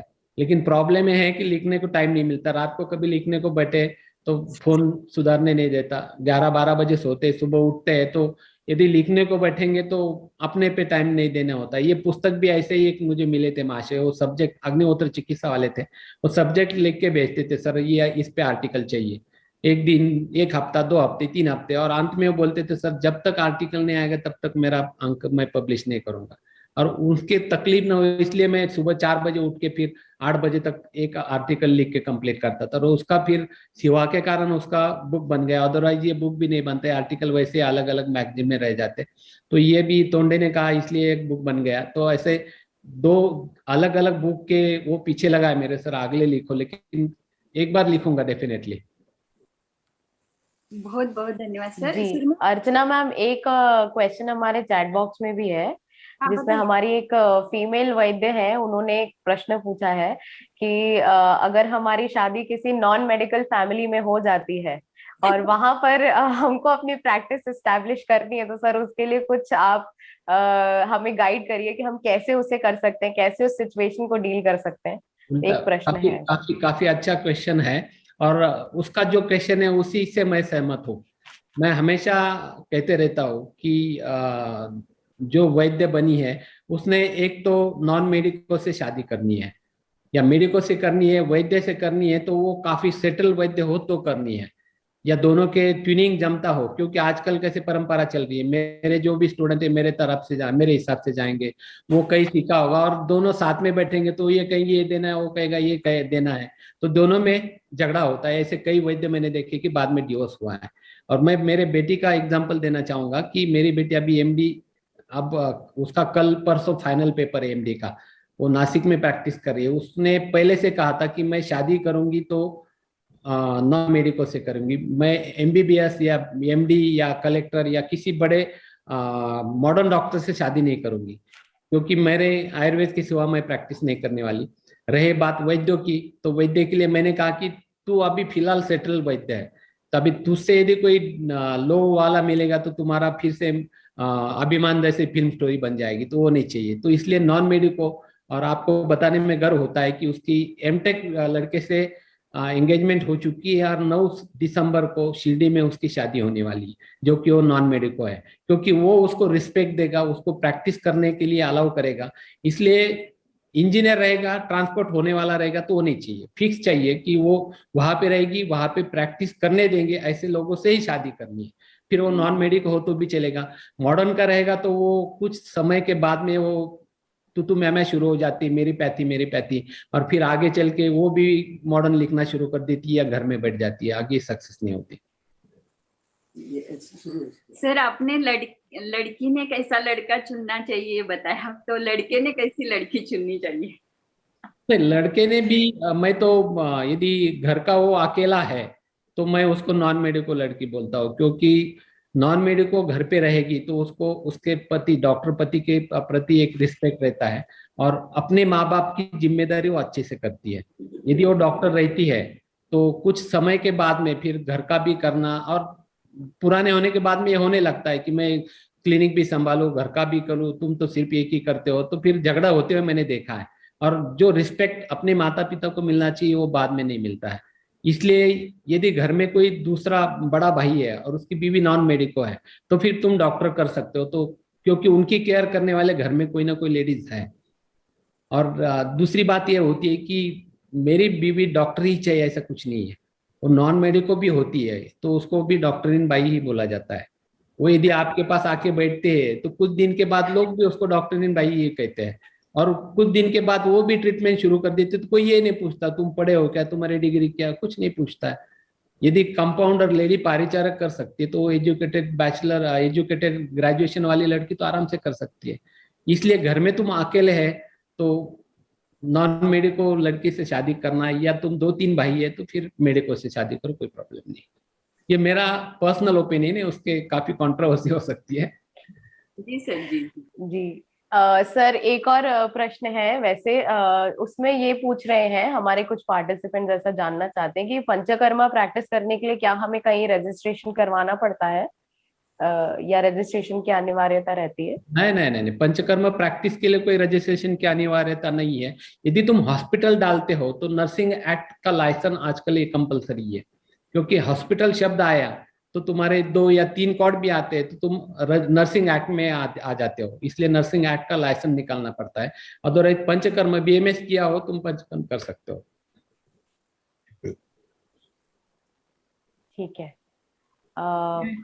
एक क्वेश्चन और था कि जो मेडिको लीगल एस्पेक्ट्स हैं उसको हम कैसे देख पाए, उसको कैसे हम डील कर पाए, उसके लिए थोड़ा सा एडवाइस चाहिए था सर। एक प्रश्न और है। प्रश्न एक तो पहली बात तो ये है कि यदि आयुर्वेद तुम करोगे तो मेडिकल इमरजेंसी कोई आएगी नहीं, और दूसरी बात हम लोग इमोशन के साथ पेशेंट से अटैच रहते हैं।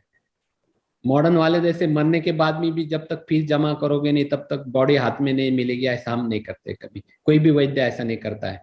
और रही बात इमरजेंसी की, तो जैसे मैंने अभी कहा है, व्यापक किस प्रकार से ट्रीट करना है, पेशेंट को किस प्रकार से हैंडल करना है, किस किस पॉइंट पे ध्यान देना है, यदि ये ऐसे करते हैं और हम जो पंचकर्म प्रैक्टिस करते हैं, that is the safest way, किसी भी पेशेंट को कभी भी प्रॉब्लम नहीं आएगा। और आता भी है तो माइनर आता है तो तुम इजीली यानी परिचारक भी हैंडल कर सकते हैं, इतने कम लेवल पे प्रॉब्लम आते हैं।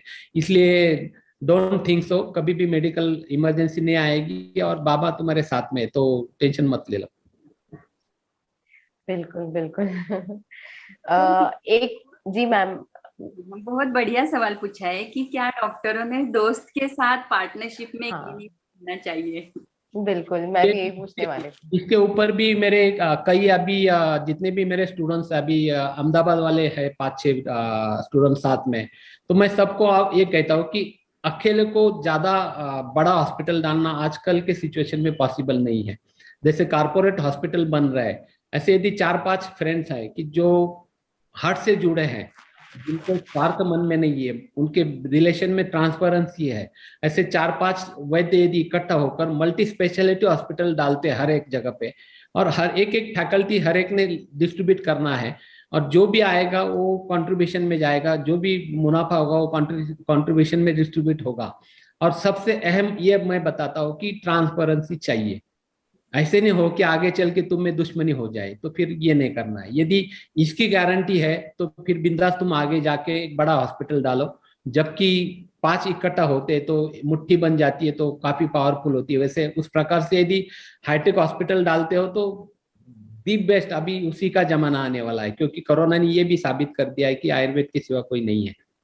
तो इस प्रकार से तुम करो, लेकिन उतना तुम्हारा म्यूचुअल अंडरस्टैंडिंग चाहिए, उतना म्यूचुअल बॉन्डिंग चाहिए, उतनी तुम्हारी फ्रेंडशिप ट्रू होनी चाहिए। ऐसे भी मैंने कई बार ऐसे दोस्त देखे कि आज दोनों एक दूसरे की शक्ल भी नहीं देखना पसंद करते। तो ये नहीं होना चाहिए, ये पहले तुम फिक्स करो तो फिर आगे जाओ, अदरवाइज पार्टनरशिप नहीं करना है। जी सुरमया देखो आप। जी मैम, आप सभी को फिर से मैं धन्यवाद देता हूँ, क्योंकि आप भी 550 वैद्य बैठे हैं सुन रहे हैं आपको, यानी सभी ने सब टीवी छोड़ के सिंसियरली सुन रहे हैं, यही आपकी सफलता का राज है। बहुत सारे सर ये भी चाह रहे हैं कि आपके पास आके सीखना है उन्हें। नहीं, वो तो आते रहते हैं, और आउट ऑफ स्टेट को ही हम आजकल प्रेफरेंस दे रहे हैं, क्योंकि आउट ऑफ स्टेट में ज्यादा जरूरत है। इसलिए कोई भी आउट ऑफ स्टेट का होता है तो वाइल्ड कार्ड होता है, डायरेक्ट एंट्री मिल रही है। वैसे अदरवाइज 2 साल के नंबर लगे हुए हैं, लेकिन आउट ऑफ स्टेट के रहे तो हम ज्यादा प्रेफरेंस उनको देते हैं। हाँ सर, एक प्रश्न और है जिसमें वो ये जो हमारे पार्टिसिपेंट है वो ये पूछ रहे हैं कि इंश्योरेंस से रिलेटेड हम क्या कर सकते हैं ताकि पेशेंट को रीइंबर्समेंट मिल पाए, ऐसा एक नहीं क्वेश्चन। नहीं, आदरणीय मोदी जी के कारण ये आयुर्वेद को इनमें इंक्लूड किया हुआ है, और 25-50% तक का रिइंबर्समेंट आयुर्वेद इंश्योरेंस से होता है, और कई पॉलिसीज अब ऐसे निकल रही कि आयुर्वेद ट्रीटमेंट भी उनमें इंक्लूड है। तो जल्दी वो भी हो जाएगा, उसका भी कोई प्रॉब्लम नहीं, यानी कैशलेस फैसिलिटी हमारी भी बनती है, कई हॉस्पिटल में शुरू भी हुआ है। सर किसी ने पूछा है कि मुझे पंचकर्म का कुछ भी नहीं आता, तो फिर भी क्या मैं प्रैक्टिस कर सकता हूँ? जिसने पूछा उसको मैं यही कहूंगा कि जब मैंने 88 में प्रैक्टिस शुरू की तो मेरे पास सिर्फ 15 दिन के नाना के पास का पंचकर्म का एक्सपीरियंस था। उसके पहले I was a big zero. यदि आपको ये इच्छा अभी भी जागरूक हुई है तो आप आराम से पंचकर्म प्रैक्टिस कर सकते हो। जी, मुझे लगता है कि काफी सारे क्वेश्चंस हमने यहाँ पर एड्रेस कर लिए हैं। और मैम और कोई क्वेश्चंस हैं? एक सेकंड।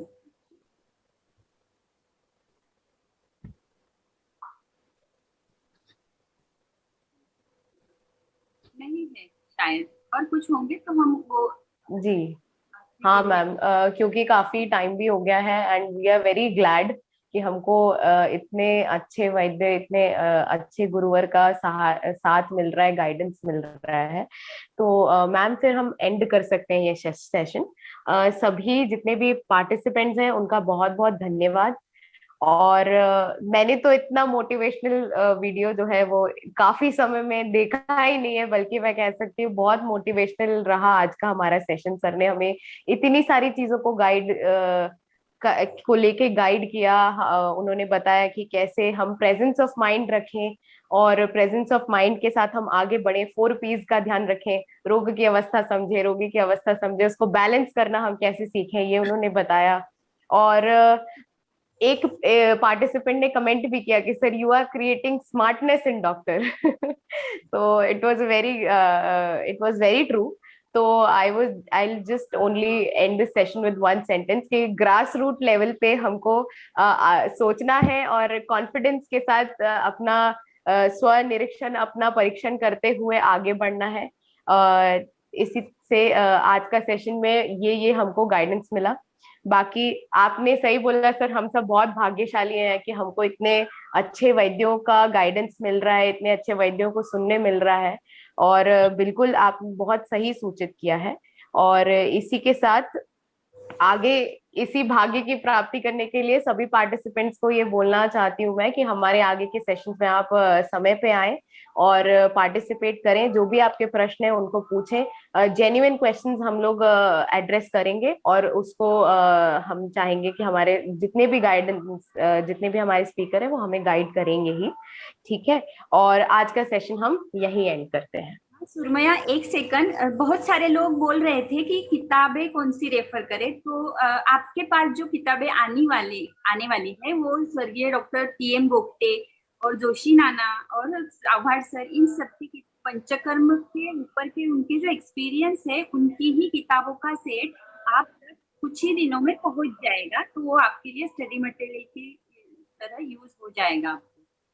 कल आप लोग जरा 8 बजे शार्प ज्वाइन हो जाए तो बहुत अच्छा होगा सब पार्टिसिपेंट्स के लिए, ये मेरी विनती रहेगी ताकि आप मिस न हो। हाँ बिल्कुल बिल्कुल, ठीक है। Thank you sir, thank you so much, धन्यवाद।